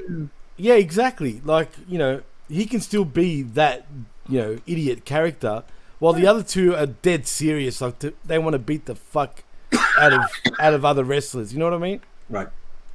So I'm And cool like with the that. thing with the Miz, it's already sort of over, which is I'm not really complaining about. And we haven't seen Dexter Lumis, which I'm not really complaining about. Thank God. You're right, Jeff. Yeah. Listen, I'm okay with Triple H giving all these people a try to come back, but I don't know. It just proved that Vince sees something that not even he saw, dude. I'm sorry. I said it. Maybe Vince wasn't too bad for business after all, people. Listen, he was far from perfect. But Bronson Reed unfairly got fired, in my opinion, though, dude, at the time. Here's the thing. Excuse me, Jesus. Don't die on us now, Jeff. I like Bronson Reed. Me and too. Steve hated Bronson Reed. Why is that? I don't know. But then one day, all of a sudden, they were doing a Bronson Reed promo. I think he had the North American title in NXT. And I'm just like... He did, yeah, absolutely. And I'm like, this guy sucks. And then, like, from that day on, I agree with Steve. I thought he sucked. It's like, you ever have, there's somebody in your group of friends, and all your other friends think that their breath stinks, but you've never smelled it. Right. And then one day you smell it, and you're like, oh my God, his breath stinks. And then you can never unsmell it. And that's what happened between that time laughing. and Reed. I'm laughing because that's so true that you said that, because you know that so has happened before. But yeah, no, you're right. But I won't say he totally sucks. And then the Puss, when he was Jonah, blocked me on Twitter also. Did he? Puss. Really? Uh-huh. I didn't know. I hate that about today's professional wrestlers and how fucking pussed out they really are. And it wasn't even so bad. Ridiculous. He's just saying that I'm going to have a giant year, and I'm just like, how do you figure you're going to have a giant year making $14.75 in New Japan and Impact? Block me for that. I will say this: if you know, just sit back and just say, just watch. You know, that's it. Plus, his podcast sucked. Just saying. Well, we can't talk worse shit. Yeah, well, we haven't really seen him talk per se, and but yeah, he probably can't. You probably can't talk for shit. Look, he's a big Samoan, and that's about it for now. He's pretty, but he's unique also because he's actually taller and wider than Otis. Yeah, probably. No, but he's a little bit like Bam Bam Bigelow. He's a throwback. He's short. He's wide. He's pretty athletic too, and he's agile. I mean, that's true. Give him a chance. I just don't know what the purpose is. But this seems like a pretty easy thing. You put him with Otis. It's a very impressive looking tag team. You got Chad Gable as the manager and the person who does the talking. Otis is already funny. Yeah. All Bronson Reed has to do is act exactly like Solo. Yeah, enough, and that works for him, and that's pretty much what his gimmick kind of was on the Indies too. To be fair, he hardly ever spoke, and that's what's funny is that he's got his own podcast and he sucks. So that should tell you, don't talk. Exactly. No, period. Stop trying to compete with the PWC. But listen, exactly. We have had unified tag team champions who have held these titles for over a year. You can do some hot potatoing with the titles; nobody will mind, and you can establish a bunch of teams where we get used to seeing belts around those teams. I agree, and you know what? I'm down for the hot shotting where the Usos get it back pretty quick. You know what I mean? I wouldn't mind the Usos getting it back again, but I wouldn't mind. Judgment Day having it for 6 weeks. You know, this team I just talked about, have holding it for 3 months, and then, I firmly believe that Drew and Sheamus are getting the titles this coming week. Yeah, for sure. And or there'll be a swerve and they'll do a rematch at the Rumble and they'll get the titles then. I will say this though, I was listening to yours and Steve's show Hammerlock Hangover, which you can find right here on the PWC network. Really? Right here on the PWC? Yeah. Wow. Yes. What a bargain. It got uploaded recently, as a matter of fact. Right, and imagine if you got Podbean too and you got a free month. There you go, exactly. You listen to it on Podbean too, my goodness. Shout out to Podbean once again, where you can get your free month at the pwcnetwork.podbean.com. Yeah. Anyway, though, back to what I was saying, I don't agree with Steve, though, about Judgment Day getting the championships. Although, I will say, they kind of deserve it, though, to actually get them in a way this week. I think they've been pretty good the last 2-3 weeks, except for that street gang mentality, especially Finn Balor acting like he's some thug. It's just, nah, man. You're from Ireland, dude, please. Yeah. No, just quietly. It's not that he's from Ireland. I mean, Ireland. It just doesn't go. Come on, man. Can you imagine an Irish accent? He's a Calvin Klein underwear model from Ireland. That too. And that's a fact. He was. Yes, he actually was a Calvin Klein model. That's actually true. Right. Good point. I mean, Dominic was raised with Louis Vuitton underwear. I mean, this is not with the essays. Come on, orale cabron. I mean, please, Dom. Priest I buy and Ripley I buy. I buy them 100% as badasses. Priest, I will say, Priest is also now starting to get himself over in the group. Man, you're right. Priest and Rhea are the only two shining lights right now. But the group was always supposed to be to get Priest over, and now it's a year and a half later. He's that much closer to 40, and the guy who's supposed to get over by, I think he's 38, and I think he's close to 39 now. Okay. He's either 39 or he's going to be 39 real soon. And the guy that he was supposed to get over on would have been Edge to put him over, and maybe for a title at that point.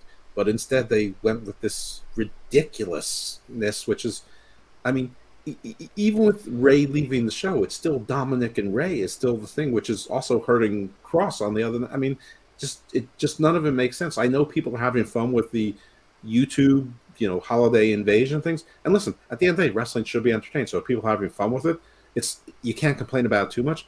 But it's not good storytelling. I agree. But you know what? I think what they're trying to go at now is that Rhea now is starting to be sort of the enforcer of the group. And now they're sort of trying to put Priest again as the guy of the group, if that makes any sense. Yeah, but they don't have men hitting women on WWE, which is fine. That's okay. Well, they keep implying right, but they keep implying it, but there's no payoff, so it's dumb. I mean, it's like when Stephanie McMahon slapped everyone and nobody ever slapped her back. I mean, it's a cool visual until it's overdone, and I don't know. I just don't get Judgment Day. And call me weird, but when Solo especially and Rhea faced off each other, for whatever fucking reason, I wanted to see that matchup or something happen. Well, that's because all your friends are Samoan and she's from Australia, and you've probably seen that porno before. Actually, I haven't, but that'd be weird.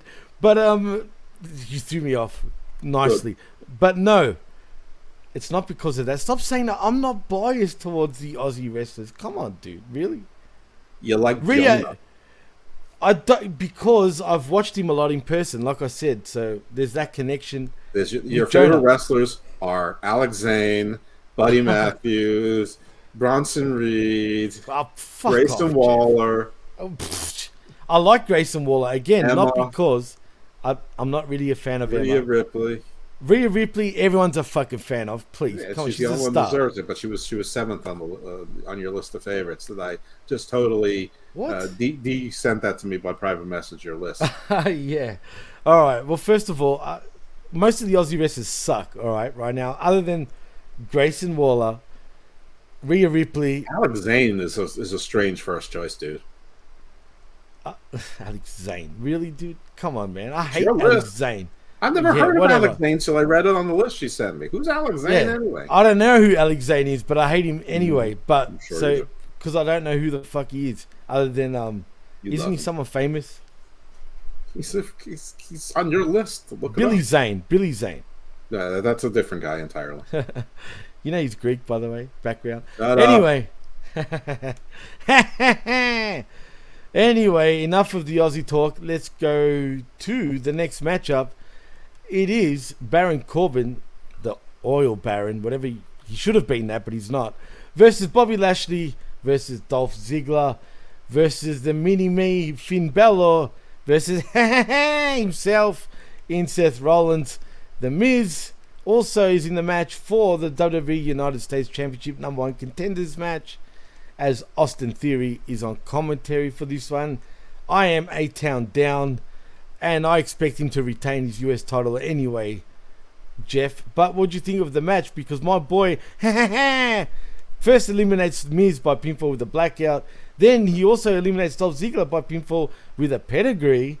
And guess what, Jeff? He goes for the three-peat because Seth Rollins eliminates Finn Balor by pinfall with another blackout. But then we get your boy Bobby Lashley, and thank God for this, eliminating Baron Corbin by pinfall with a spear. Yep. But our boy Bobby Lashley wins the last, eliminating Seth Rollins, damn it, by pinfall with a spear to become #1 contender for the United States Championship. But the problem is, Jeff, I don't know why. Okay, so there's a lot here that you put in there. One, this is like lazy Vince booking. The Triple H does. You put 6 guys in a match that arguably, I mean, there's no reason why some of them in there. Some of them haven't won matches in weeks or months. They've never mentioned the U.S. title. So this is Vince. This is Tony Khan. The Seth stuff was clever because what you didn't mention is a lot of his, when he eliminated someone, it was right after they applied their finisher to someone else. And well, I didn't want to go blow for blow, but you know. And like he did, because he was like being the cerebral assassin. It was sort of like playing possum, and he'd wait for his opportunity, and he'd do it. That was clever. I like that Lashley won, but it was timed poorly, so his spear really didn't look very impactful. I don't know. I'm glad that Bobby won, and he's the #1 contender for the U.S. title. He shouldn't be #1 contender for the U.S. title. Right. That's what I don't want him around the U.S. I want him to win the Royal Rumble. Is he going to be in the Rumble or nah? Well, I don't know. I mean, when is this U.S. title match? Is it at the Rumble? They didn't announce it, did they? Yeah, I don't know when it is. So, I mean, he's on the banner for the Rumble, so I assume he's in the Rumble. And he wasn't in the Rumble match last year, so it only makes sense that he'd be in it this year, right? I know everyone thinks it's going to be Cody, and I think it's going to be Cody too, but I'm still holding out hope that Nick Aldis or someone like that will be in there. Will either be in the Rumble and screw Cody out of it, or will be at the Rumble. That would be good. Screw Cody out of it, and they can run back that whole NWA feud. I want Lashley. Listen, I'm completely biased, but he should win the Rumble. He looks the part. He looks like someone who can beat Roman legit. If he has the Hurt Business, he's got backup to match the Bloodline. That would be great. Imagine a thing where all of them, he's in the Final Four, say, right? And then the Hurt Business come out of nowhere, and everyone's guessing what are they going to do. But then they just take over and beat the shit out of the last 3. Lashley throws him out. Never leaves. They got him out, but he just starts taking from people behind him, pulling him out. I mean, we know the battle royals now is that if you're eliminated, or if you're not even in a match, you can still eliminate people. So, and it's a no disqualification match technically, right? So, I'll be like I'm in NWO-esque, takeover. And he doesn't need to have a long run. He could have like a 5-month run, something that's respectable, but not too long. Then he's got he's got 3 world title reigns. He'll be 45 or 46. Then if he wants to play around with U.S. titles, or him and almost want to go for a tag team, whatever it is. But I want Bobby to have one more run. Why not make him the belt collector? Do a Seth Rollins run where he's both the United States and the WWE Undisputed Champion. Yeah, that's fine. I mean, I don't really, I'm sort of like, Joey Numbers from Wrestling. So I'm sort of like him with Seth Rollins. I'm all that. Okay, interesting. But you know what? We're wishful thinking though, Jeff, because that sounds so good on paper, but I just don't see him doing that. That's the problem. I mean, when Triple H first took over, I would think that there might be clever stuff, but since he just does the lazy stuff that Vince does and the lazy stuff that Tony Khan does, then I mean, there's no reason to think he won't do the obvious. But listen, sometimes I put things out there just because I have wish cast things into existence. That's true. I think we all have at one point or the other. But again, I'm the only one. I've said plenty of things that's happened. I've never heard it. Well, maybe you should listen back to the shows. Anyway, remember I was calling myself Jimmy Nostradamus at one stage. I don't remember I was predicting the future. Anyway, it doesn't matter. Are you still here? Do I exist? That's the $1 million question, Jeff. Just saying. Anyway, well, again, this guy throwing me off. I think that's about it. I think we're done with the Raw portion. Jeff, before we shoot off to another show, are you sure you want to continue, or do you want to finish it off say tomorrow? We can do night one, night two. This is Machismo. Right. Same show. Keep going. All right. I'm just double checking. Keep going. Don't double check. Keep going.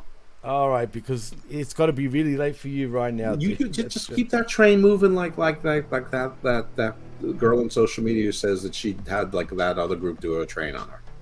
Oh, for that. Well, while I get the SmackDown things up, well, this is the Smack Talk portion of the Machismo, and we are going to talk about SmackDown. Well, I can tell you it starts with the SUVs pulling up and the Bloodline coming out, and they're all excited, and they're doing the Jimmy and the Jay slaps, and everyone's excited, and Sami wants to get a fist bump from Roman, but Roman leaves him hanging, leaves him cold, and Sami's like, what happened? Oh no! I hate that the childish aspect of Sami Zayn, how he's in awe of Roman Reigns, if you know what I mean, to the point like it's his father. If you know what I'm saying. Dan Brady. He's such the middle child. He so wants the attention and the approval.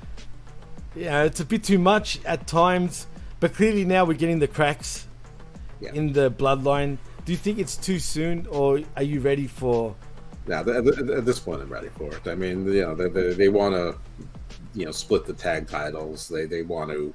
I think they need to have two champions with all the people they have, and to make the shows interesting. To stop putting the Bloodline everywhere. I don't even mind if they keep them on. If they go on a rampage afterwards, they go full NWO for a while. That would be all right. Why not? I'm cool with that. And I'm very, they were going to have an acknowledgement ceremony on Raw, but instead now they're having the trial of Sami Zayn, and everyone's like, oh, well, they couldn't get The Rock, or they could, I don't know if The Rock was ever going to come, and I've always said that The Rock has other masters involved, like insurance companies and studios. Oh, absolutely. And the last time he wrestled, he got all rippy, and that was bad. He's a $120 million investment for 5 different studios. Anyway, with the trial, you can have a jury. You can have a judge, you can have a panel of judges, you can have a bailiff, you can have a court reporter, and you can still have members. You can still have Afasika, you can still have Haku, you can still have Rikishi's brother. You can still have plenty of members of different generations from the Anoa'i family and its outer clan members, the extended tribe there, and one of them can even be The Rock. He can be like the silent judge behind the curtain that we don't see until the end, and just on the Tron. It can all still happen. Well, speaking of The Rock, now I don't know if this is done on purpose just to try to throw everybody off, but apparently he's not able to make it to the Royal Rumble this coming week. Do you think that's true, or is this all just a thing to throw us off from the scent? I don't know. I mean, I'm one of those who I will say outwardly, I don't want The Rock to be in this. I don't, but I know that the moment is too good that there'll be the goosebumps, and that's the big. There'll be a moment that we're going to see forever in like packages. You know what I mean? Right. And that's the big business segment. And if Roman loses the titles beforehand, it's an easy match to have. Or if Roman loses one of the titles, like The Rock can put him over or whatever. Anyway, I still think we're going to get The Rock in some capacity. I think it is to swerve us. I mean, I'm fully aware that there's a difference between ring shape and bum shape, and looking like Hercules. But bodies have muscle memories. That's true too. But you know what? It's too it's now. Either we get him at Raw 30. It's now or never. It's now or never. If we don't get him between Raw 30 and the Royal Rumble, I dare say forget about it. It ain't happening at WrestleMania. It probably won't even happen ever again until he retires from movies, and by then he'll probably be done and dusted in the ring. So, I think that we're going to see him. I'll tell you why I do think we're going to see, aside from the obvious, it'll be big business and we'll get mainstream attention. And then people might say, "Oh, I've seen that guy in movies." Talking about Roman Reigns, not The Rock, because they're trying to sell the company, so they want to be on the mind of buyers. Very nicely thought of, actually. That's a good point, and it makes sense, right? I mean, this is the best way to showcase WWE to potential buyers. And look the who Rock we've got. also needs to promote the XFL, and he needs to promote the I XFL. forgot about that. What better place for him to promote the XFL on 2 primetime shows a week and on PLEs on Peacock and on WrestleMania that's going to be rerun and covered by every station everywhere. That he'll get paid to promote the XFL and get more coverage than if he goes on the morning news shows in the 9 cities or 10 cities that have XFL teams. Sure. And I forgot about the XFL. Jesus, I know The Rock has bought it and all, but I just think under The Rock, I don't know how much. Is he a billionaire or close to it, you think? I mean, I guess it depends on his investments and then how much of his team, how much of his money has to go to other people. I know he's a top grossing star in Hollywood and he's bought other things. I don't think he's a billionaire, but I think he's probably, he's probably got some sort of net worth of like, 700 or 800 million. I mean, if the XFL becomes a success, he'll be a billionaire overnight. Well, let's be honest with football, and I'm not, the biggest NFL fan and whatnot. But one thing I do know, every time someone's tried to go up against the NFL, it's been a miserable failure. So I didn't understand why even bother. Yeah, but this isn't against. It's a different season. Right. They're trying to market it differently. They literally only paid $5 million for it. They bought it from Vince for $5 million out of bankruptcy. Still more than fucking WCW, or should I say, Tony Khan paid $40 million for Ring of Honor, Jeff. Yeah, right. It's twice as much as Vince paid for that. But the point is, it's not going to be hard for him to make money. I mean, the AFL was actually doing okay in ratings, and it was opposite the NFL a little bit. Just for whatever reason, I think the NFL pulled out their money from it, and so the whole thing folded like a house of cards. Well, the bigger AFL is the AFL here in Australia, which is one of the biggest leagues in the world in terms of revenue and attendance. We're not Australian Football League, damn it. We're not talking about Australian Football League. Nobody cares. No, it's the 7th biggest. You know who cares about the Australian football? Alex Zane, your favorite wrestler. Move along.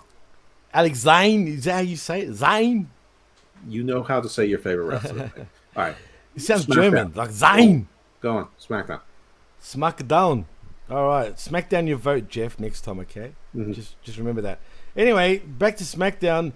We have everyone's favorite porn name, the Banger Brothers, in Drew McIntyre and Sheamus versus the Viking Raiders, Jeff's favorite team, just quietly. Valhalla.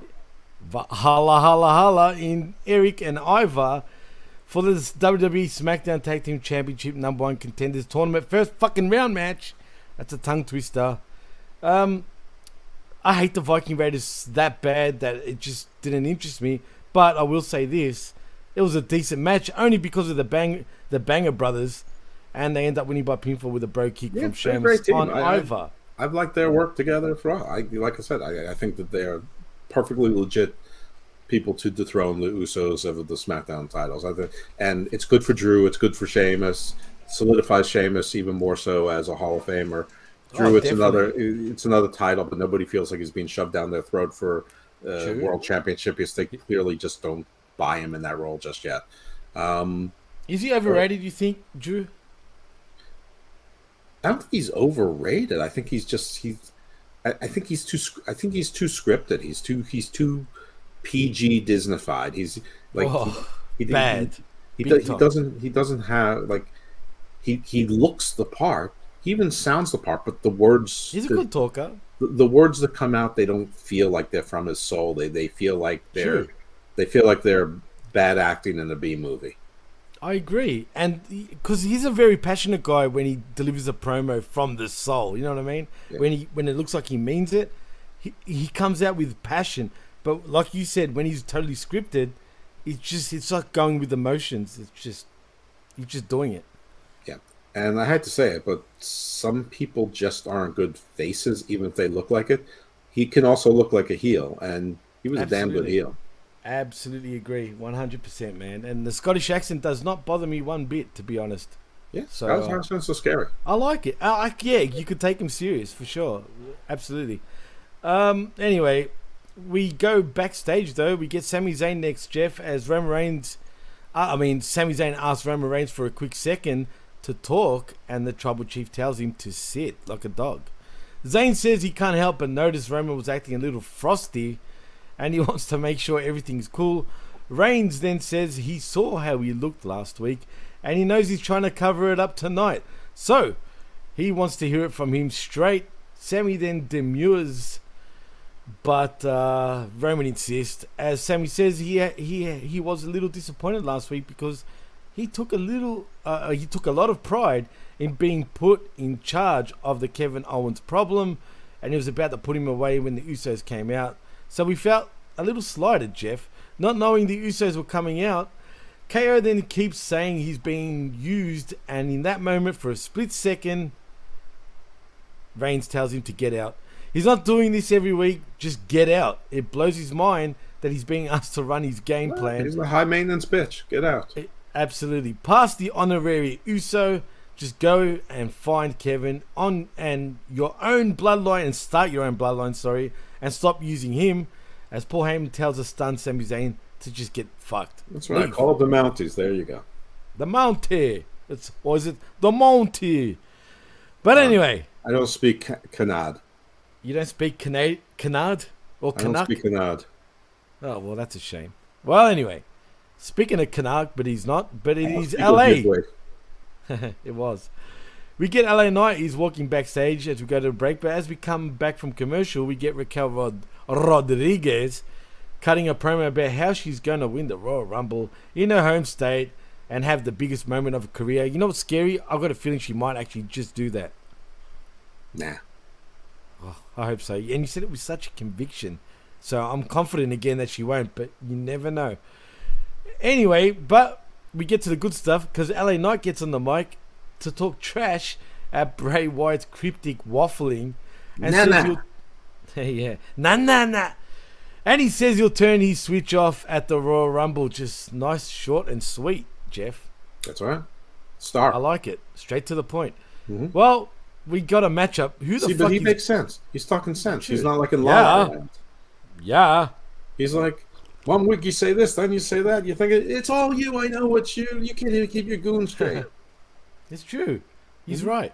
Is he really the friggin' heel in this match when you think about it? In the end, no. Well, seriously, he is the heel technically, right? But I'm saying, really, is he the heel? Well, no. I mean, but they could both be heels, just different kind of heels. I guess. But can I ask you a question though? More importantly, who the fuck is Greg Jones? I've seen him before.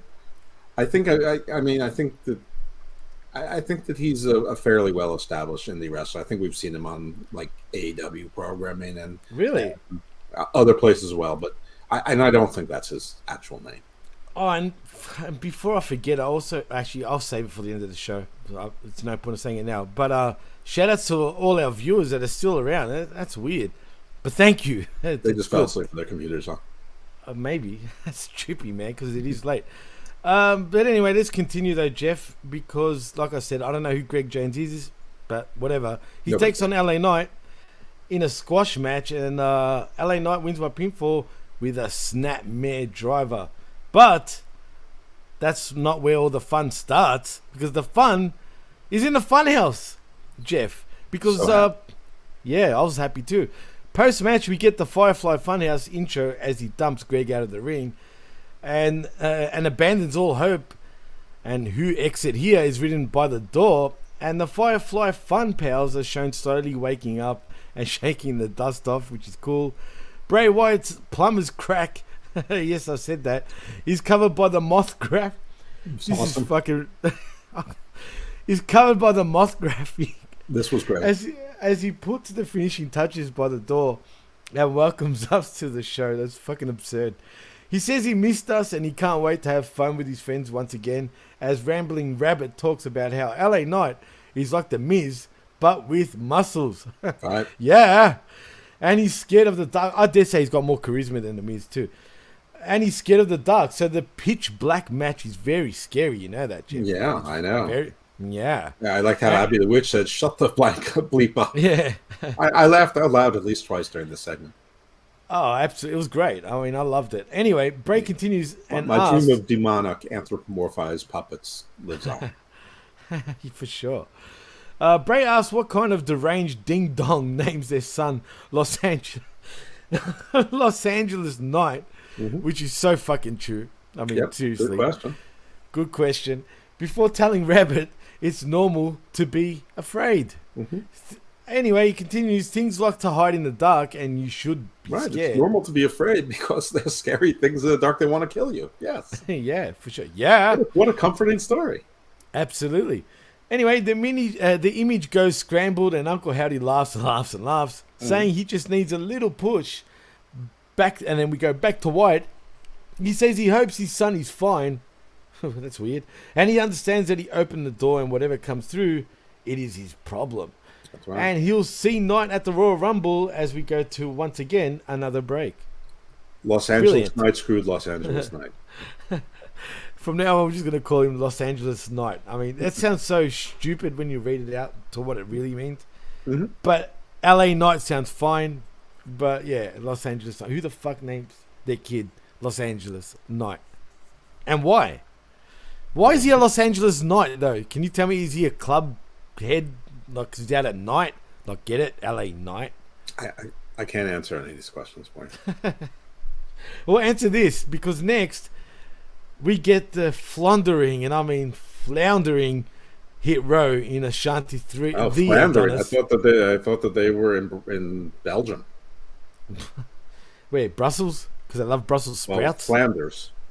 Ah, true. I see what you did there. Touche. Yeah. Well, Ashanti, it's Hit Row in Ashanti the Adonis and everybody's favorite fucking big guy or fat guy in Adonis, Top Dollar, but really he's Top Cents, in my opinion, versus the fucking lethargic ones. No sense. If it don't make dollars, it makes no sense, Jeff. Poor BFAB.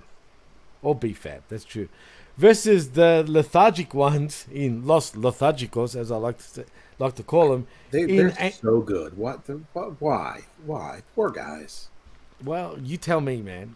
I can't answer it. I mean, they're getting paid, but and they lost too, which makes it even more ridiculous. Because let's be honest here, these guys should be beating Hit Row because they so suck. I know, and either way, it was going to be a heel team winning. So either way, it was going to get you the heel face dynamic. I mean, and they really are fucking good, Angel Garza and Humberto Carrillo. Yeah, I agree. I don't know. I've heard the rumors that Triple H is giving Hit Row a little bit more time to show that they can get themselves over, but I've heard all sorts of rumors, and they're usually just people making shit up. Can I ask, do you think maybe one of the three or all three of Hit Row, sucked Triple H's penis? See, there you go, the first penis joke. It wouldn't be the PWC without the penis joke. Do you think one or all three sucked him off really good? Top Dollar and Paul did do a lot of traveling together on the road, and it gets lonely searching for WWE artifacts. So searching for Carrillo. So yeah, shit. Well, because that's the only thing I can think of. Why the fuck does That's the only thing you can think of.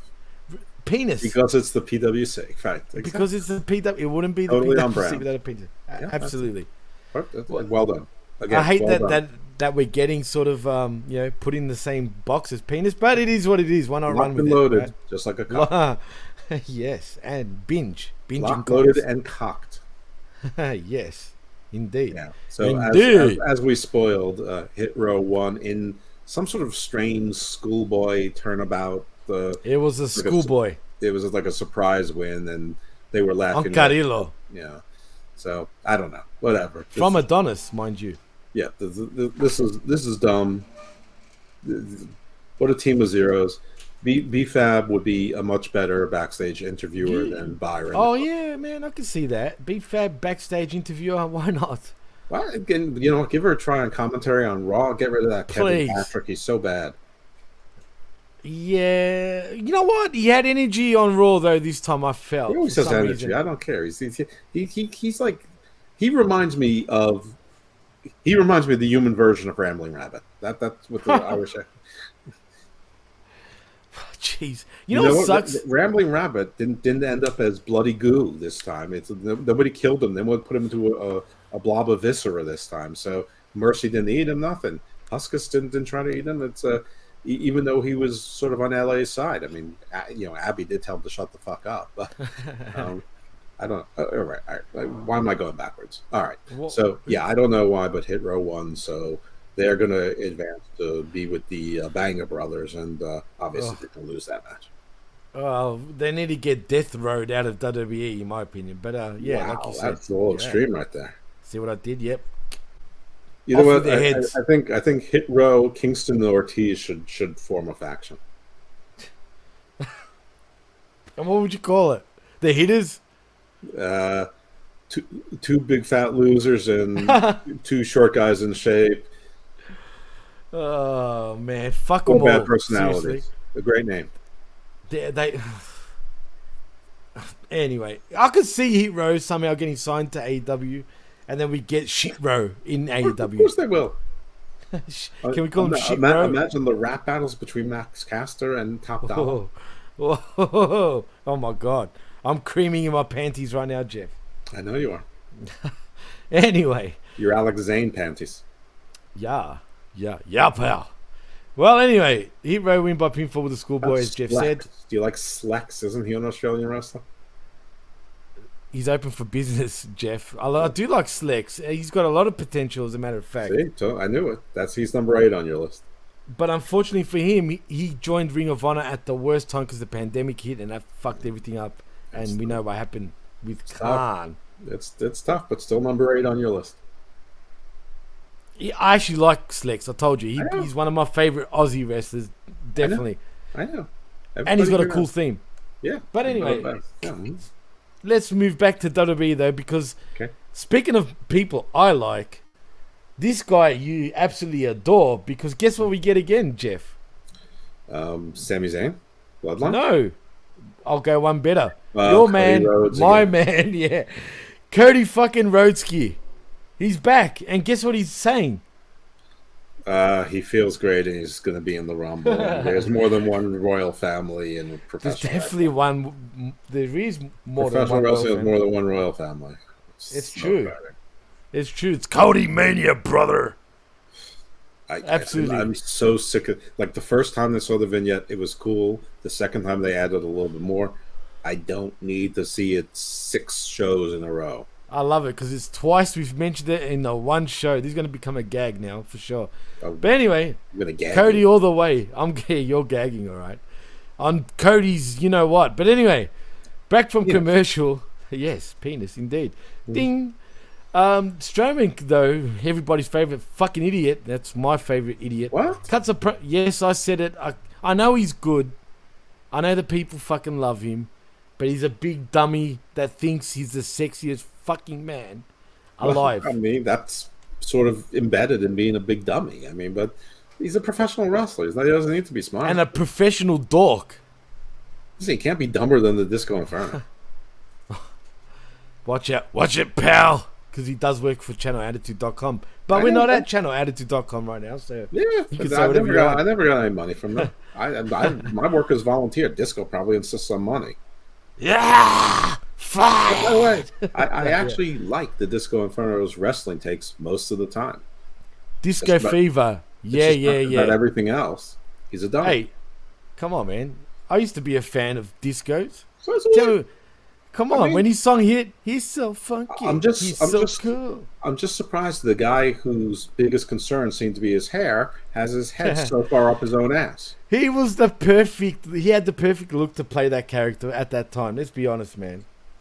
No one's arguing that point. He's so funky. Now I've got the song in my head, damn it. All right, move Anyway, all right, let's move right along. Where are we? So next we get, after Cody, I told you it was Braun Strowman, but then we get your favorite female wrestler of all time in Charlotte Flair making an entrance, and she gets on the mic. She gives Detroit a big woo and calls Sonya Deville to the ring, and we get Sonya Deville coming to the ring. She says she doesn't care what this dirty, disgusting city wants. I agree with her. It is dirty. It is disgusting. It is a city. It's a cesspool. And she cares about what she wants and Have deserves. you ever been to Detroit? No, but I've had a close friend that has, and he told me it sucked. Oh, okay. So, I don't know how true that is. Does it suck? Have you been to the Motor City? I might have been there once. How old were you at the time, actually, Jeff? If I was there, it would have been when I was in my 30s. It would have been for okay. Did it suck back then? Conference. Did it suck back then? Was it good? I'm not even sure I was there. I think I was once, and I think it was fine. But we always stayed in the business class hotel. We always went to great steakhouses, and I was with friends, and I drank a lot. So, I mean... Really so it was a blur, in other words. It didn't matter what city we were in, because it was the company and the excess. Okay. Fuck, I was just asking you a question. I mean, if a place has a Mortons of Chicago or a Palm, I'm good to go. Fair enough. I mean, shit. If I had to go to Detroit, I'd probably be drunk too. Just saying. Anyway, she continues on saying she cares about what she wants. Excuse me. She cares about what she wants. Papa John's guy though, but I saw him in Lexington, Kentucky. Well, that's not cool. Why Kentucky? And why Lexington? I can't even pronounce it for some reason. Lexington, Kentucky. There you go. Lexington. There you go. There you like go. Lamington. I don't know why I struggle to say that. That's where he lives. Does he? Yeah. Ah, interesting. That's odd. I wouldn't expect that. Anyway, and that's... Neither did I when I was looking out the window of Lloyd, and I forgot the Lloyd and McDaniel's name of the law firm. I'm looking out the window of Buck Lloyd's office, and I'm like, is that the Papa John's guy? He's like, yeah, he lives there. Is he even Italian? I don't know. Well, if he lives in Kentucky, probably not. Anyway, she cares about what she wants and deserves, and that's a total opportunity, Jeff. Went to a great Italian restaurant in Louisville. So really? In Louisville, Kentucky. Giant veal chop. It was giant. It was like a stegosaurus. The chop was so big. It was delicious. That's the thing about America, and which I kind of love, but it'd probably be bad for you. You guys are full of excess in everything. This was amazing, but it was supposed to be a veal chop, and a veal chop is like a baby cow. I mean, so this was like a baby like stegosaurus cow. Or must have been a big baby. It was like a Jurassic Park cow. I've never seen a bone that big before. Damn it. And, served on a plate. You're making me hungry, dude. I'd love a good steak right now, especially like a T-bone or something. But anyway, that's not what matters right now. She continues on saying she cares about what she wants and deserves, and that's a total opportunity. And if you'd get off your high horse, you'd see she's a star every time she walks through the curtain. She's so not. She's so not. That's true. She's lying. Anyway, Charlotte then says she sees it and Sonya is a star. No, you don't, Charlotte. Stop lying. And she always told her this. Bullshit, Charlotte. But is she saying the other women in the back aren't stars? That's a good question. What does she think makes her so special? Flair then... It's true. Flair then calls her arrogant and entitled and points out that not only did she call her shot and lose, but she tapped out also. No lies detected. No lies detected at all. So if she wants the title, get in line, bitch. She didn't say that, but that's what I said. And go to the Royal Rumble. But if she wants to fight, she's happy to go right now. And Sonya, of course, does not want to fight, though, Jeff. So unless Charlotte wants to put her title on the line, then, as that was said, enter Adam Pearce. He berates Sonya, who immediately clobbers Flair with a forearm in the back of the head, and then just scoots off, like scoot, like they say in the songs. Like if this is on the Royal Rumble, the only reason it would be is for them to start having pre-show matches again. No, Charlotte won't be on a pre-show match. Come on. Doesn't matter. What does she care? I'm sure she would care. I mean, come on. I doubt that will happen. But whatever. I guess it is happening at the Rumble, I think. They didn't really say, but whatever. I don't want to see Sonya Deville against Charlotte Flair again. I mean, that's right. Sonya Deville was losing matches to everyone before she lost to Charlotte Flair. I mean, there's no basis for this. This is like Juice Robinson demanding a match. It's like Mike Bennett demanding a match. This is Mike I told Bennett. you, Triple H's booking is every bit as bad as Tony Khan's and every bit as the worst of Vince McMahon. But I'll tell you why. He's kind of said this too in interviews in the past. He's still got a whole team of writers, and he actually says that he actually rather listen to his writers and then pick shit out. So I'm assuming he's doing that because let's be real, in NXT he done a mighty fine job, man, booking shit. But that's because it was mainly just him. I think he's actually just maybe morale is a lot lower in WWE right now than we think, Jeff, and he's not even trying anymore because he knows they're going to get sold and maybe he's not going to be retained. You know, there's all this uncertainty right now. You know what? This is a long way of saying that he's indecisive. Maybe it's fine to listen, but you don't have to do what they say.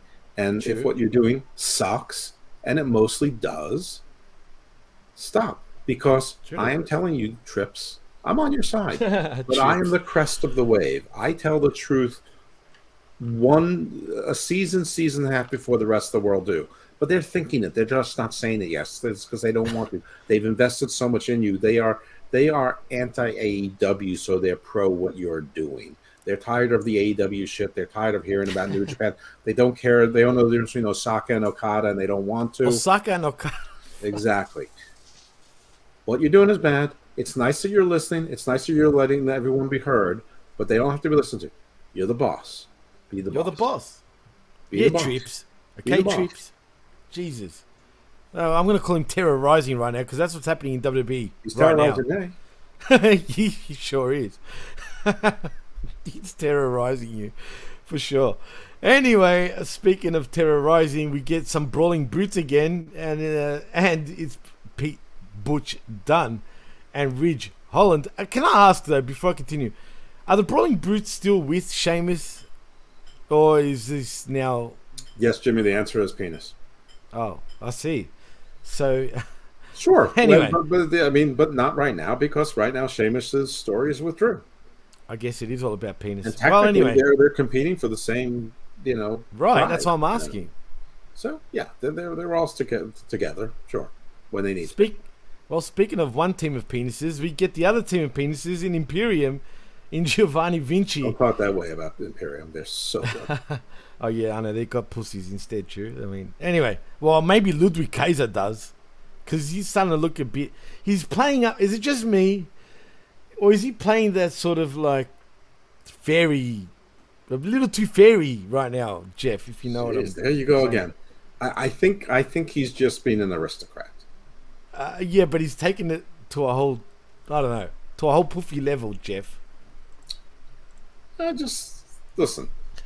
Everyone's heard you. They know what you're saying, but unlike Triple H, I don't need to entertain this. So look, let's just cut to the match. Okay, fine. Anyway, well, cut to the match, cut to the ending because watch and learn, Triple H. I know you're watching. Trips, it's Trips. Remember? I know it was you who pretended that you were Vince McMahon. Also, Trips. What? God damn it! Mm-hmm. Anyway. Yes, he's terrorizing WWE right now. Just saying, just a hashtag stop terrorizing me. Just saying. Yeah, anyway, the rhymes. Imperium end up winning by pinfall with the Imperium hashtag uprising against terrorizing. And what was the other hashtag again? Free Ali from me. That's it. Free Ali from me. That one will definitely go over. If people see it, I'm telling you, that's a hit for sure. Okay. Anyway, Imperium do win by pinfall. You 10 jabronis who are watching, if you're up, start doing it. There's your mission. Go on Twitter and Facebook and start making that. We gotta start that shit. I'm telling you. We're going to end up getting blocked. Besides watching this crap. Well, actually, keep crap are you talking about? You're right. Multitask. We're talking about SmackDown, really. You filthy animals. Yeah. Well, anyway, Imperium win by pinfall with the Imperium bomb on Ridge Holland. Anyway, we go back to the back. A dejected Sami Zayn sits alone on a road case. Poor guy. I know. Paul Heyman then rolls up to tell him his tribal chief would like to see him once again. And then we go back to a break. But as we come back from commercial, we do not get Sami Zayn or the Bloodline. We get Shayna Baszler, Jeff, cutting a promo where she talks about how she's going to win the Royal Rumble because she's going to break everybody's arm or something like that, Jeff. Yes, that's how you win the Royal Rumble, breaking arms instead of throwing people over the top. Smart. Good. Yep. Excellent. Good plan. Make sure you work in that ground game, Shayna. Okay. I don't know. Nah. Oh, great. Sure. There you go. Oh, no. Who said that? I didn't say nothing. Uber Eats. We deliver. Mate. Yes, mate. And Uber Eats is a big thing here. Just saying. Anyway, we get a Raw XXX promo. Penis. Sorry. Once penis starts, penis goes. Ding dong. Hello? I love that. She's got to say... she should have said that on the Raw promo to friggin' the real Karen herself in Becky Lynch. Yes, infidel. Yes, exactly. Yell at the bin. No, but really, how funny would have it been if she said, "Ding dong, Becky, hello." We love you, Bin. Anyway, we get Karrion Kross cutting a promo, but I can't grow a beard like that. Such a failure. I've tried. It takes a long time to get. I would be such a bad terrorist. You would be, yallah. Just saying. Alhamdulillah. I'd have to be a different kind of terrorist. I'd have to be like in the strategery room. Alhamdulillah, you'd be a great terrorist. And if you're wondering what Alhamdulillah means, it means God willing. I just assumed it meant penis. That's zib. That's how you say penis in Arabic. That's a fact. Zabura. Good job. Yeah. See, I figure you know how to say that. That's the one word you know how to say in every language. I know quite a bit of Arabic, believe it or not, Jeff. I've said that a million times, and I know. I know you know quite a bit of penises. I know. I know it in multiple languages. I'm more than bilingual, Jeff. I might be even quadruple lingual. But anyway, I've heard that about you. You're very flexible. Very flexible. Karrion Kross, though. Speaking of flexible, I feel like it's a game so late that I'm crossing the line between funny and I'm starting to get mean. I like it. You are funny when you get like that, actually. It's quite funny. You get some great shit in. Anyway, I'm trying to be as quick as possible, just quietly, for you. Facts. Well, I'll try to savor that. But anyway, Karrion Kross cuts a promo about his match against Rey Mysterio next week and says he usually gets hyped before matches, but not this time, Jeff, because Rey can't decide. You get distracted during sex too. Easily, I do. Yeah. Go. I actually. Hey, what's that? Hey. No, really, I do. You know what happens when that happens? No, but really, that can go bad when. Yeah, I do. No, really, anyone would. Well, not anyone, but anyway, it doesn't matter. Ask all the guys at the YMCA. Stop it, Jeff. Anyway. Because Ray can't decide if he's a family man or the greatest in the business, and after he takes him out, he's going to win the Rumble. Yeah. No, he's not. You know what? Fine. This was fine. I mean, last week was better.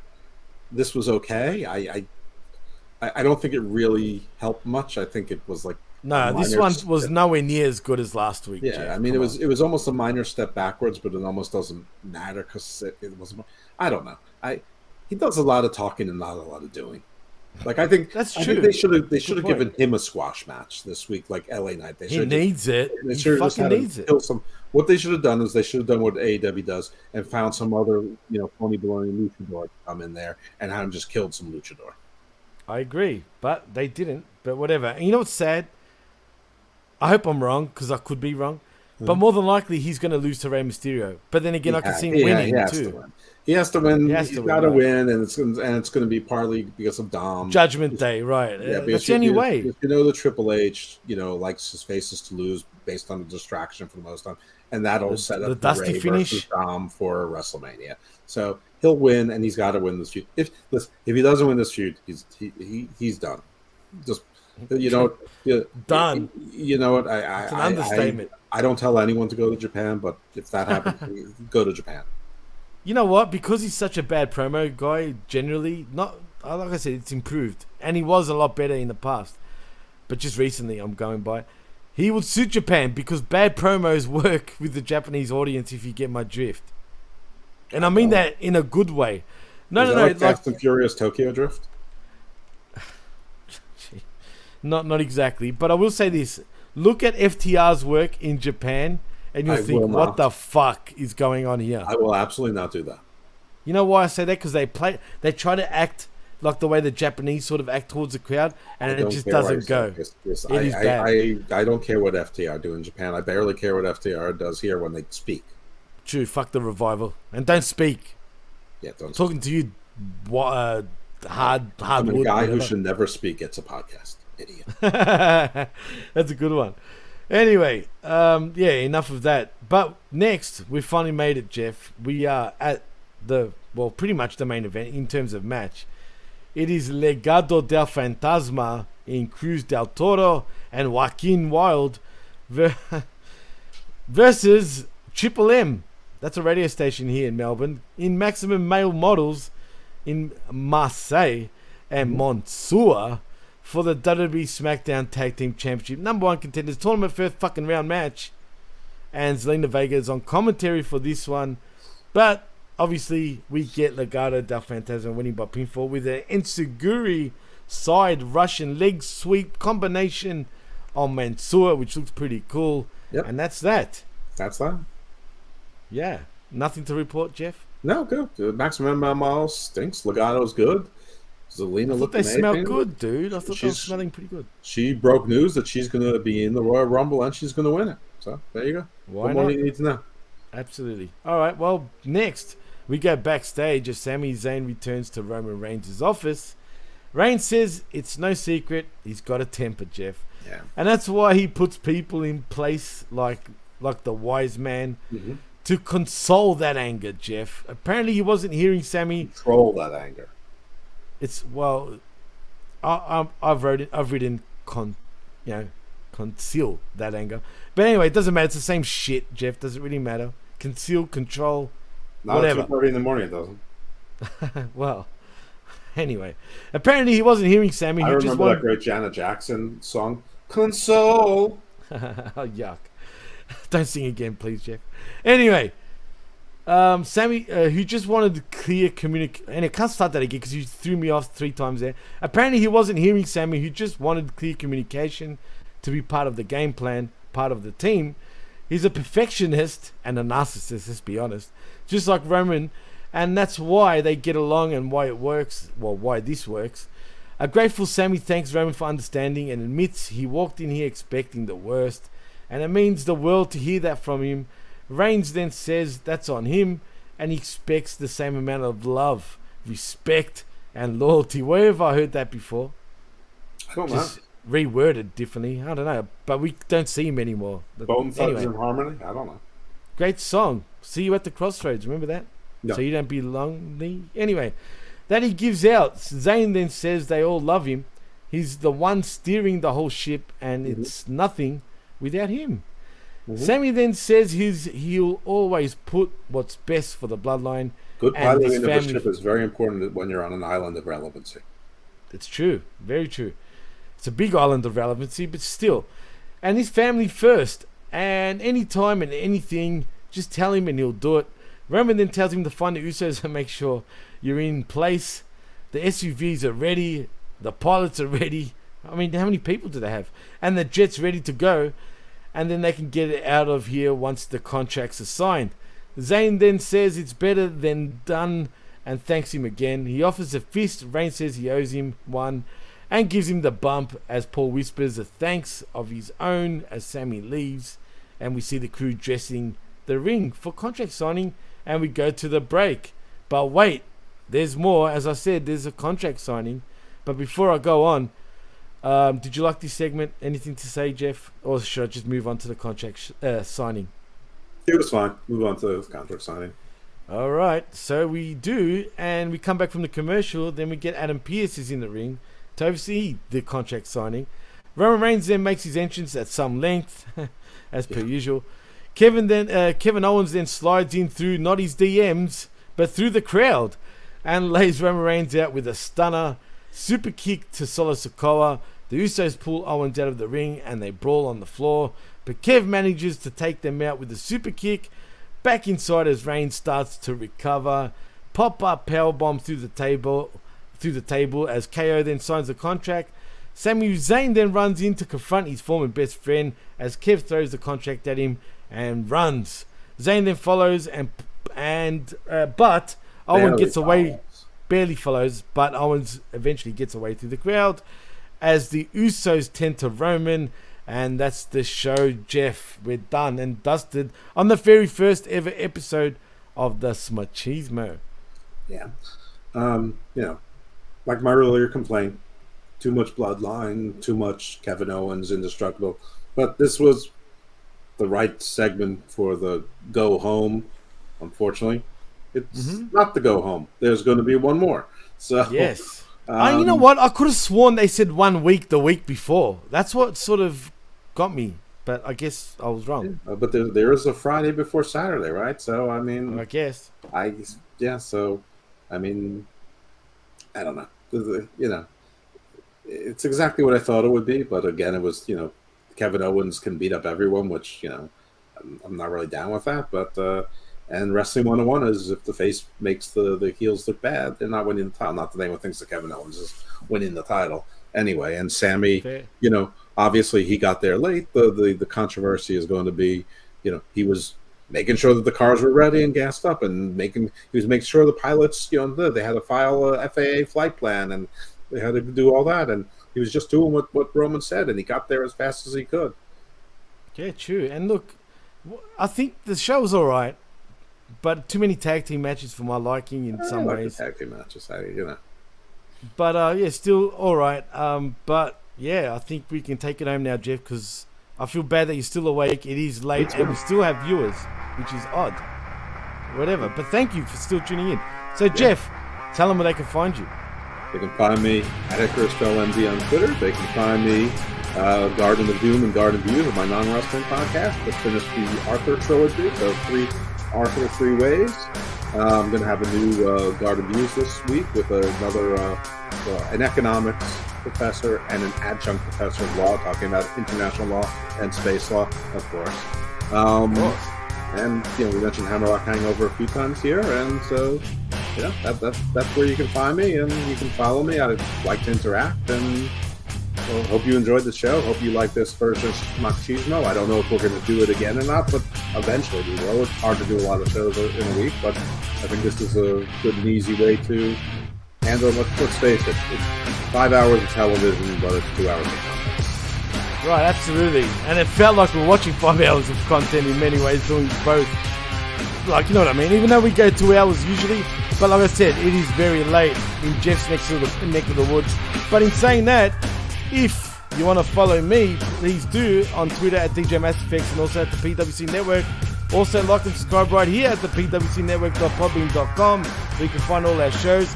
Also at channelattitude.com, where $5 you get to hear me and Jeff and whoever on Fridays talking Rampage. And also like and subscribe at HaminMediaGroup.podbean.com, where you can find Jeff's shows and every affiliate show over there at HMG. In saying that, I'm Jimmy T, that's Jeff Lippman, and you've been listening and watching the first ever inaugural Machismo right here on the PWC Network, and we're out. Yeah, the ball goes according to plan. Later on today at around 11:15 p.m., you'll be seeing the Machismo live shortly after Raw, so hopefully that all works out. I'm not going to make you an absolute promise, but feeling good about it. I'm feeling pretty good, Jeff. I think it will go down. Cool. All right, very good. All right, everyone, make sure to stay evil. stay evil. My friends, as Jeff would say, see yous.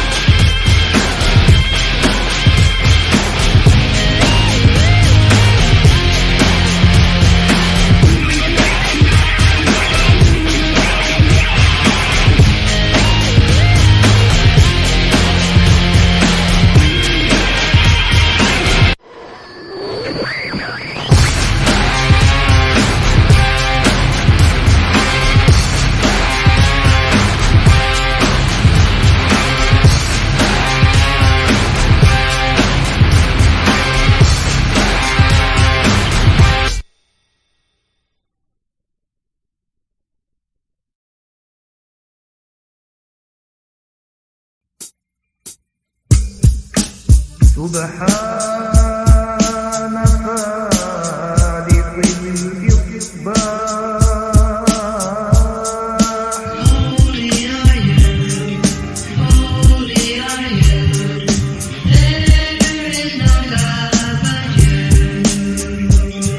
Put you in the camel clutch, crack your spine like a Dutch. Sideline, ringside, paralyzed, fuck a crutch, cause you're gonna need a wheelchair.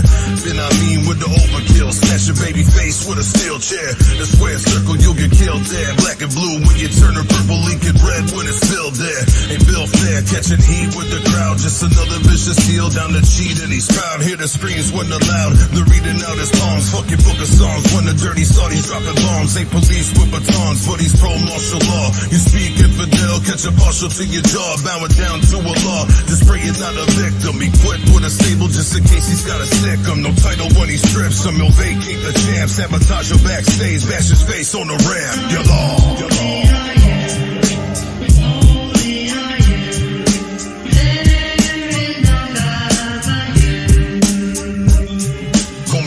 Ring the bell, cause the pain is so vital. He can lose by a count, still retaining the title. You can win by DQ, but you're soft like the Dairy Queens. You're built like Enzo and skinny like his pair of jeans. Rape your dignity and punish your lies. Ben I mean is a pimp with 200 wives. Thunder your rise, you can catch a bat to the balls. He can pull a foreign object and fracture your skulls. Hack you in the back of the stalls, blast you through a door hinge. Laughing on his podcast, conspiracy horsemen with no endorsement. It's simply a promise. He's a sultan of slime on a mission of Thomas. When his mission's accomplished, he will be the reigning champ. Putting all you fat fans in a weight training camp. Armageddon has come, he'll put an end to pro wrestling. Hack a high mean, and you might as well rep the game.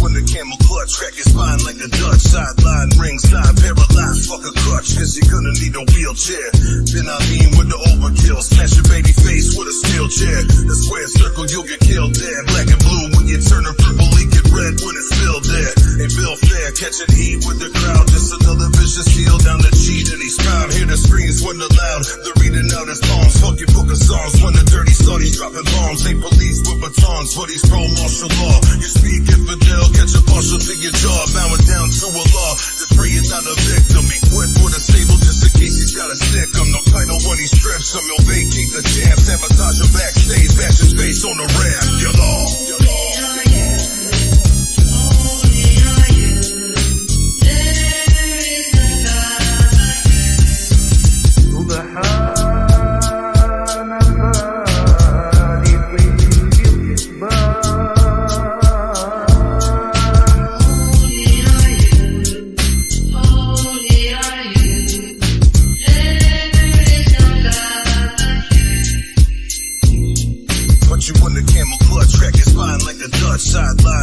side, paralyzed, fuck a crutch, cause you're gonna need a wheelchair. Then I mean with the overkill, smash your baby face with a steel chair. The square circle, you'll get killed there. Black and blue when you turn her purple, leaking red when it's spilled there. Ain't Bill Fair, catching heat with the crowd, just another vicious heel down the cheat, and he's proud. Hear the screams when they're loud, they're reading out his poems. Fuck your book of songs when the dirty sonny's dropping bombs. Ain't police with batons, but he's pro-martial law. You speak infidel, catch a partial to your jaw, bowing down to a law. Just pray you're not a victim, equipped with a stable just in case he's got a stick. No title when he strips him, he'll vacate the jam, sabotage him backstage, bash his face on the ramp. You're all.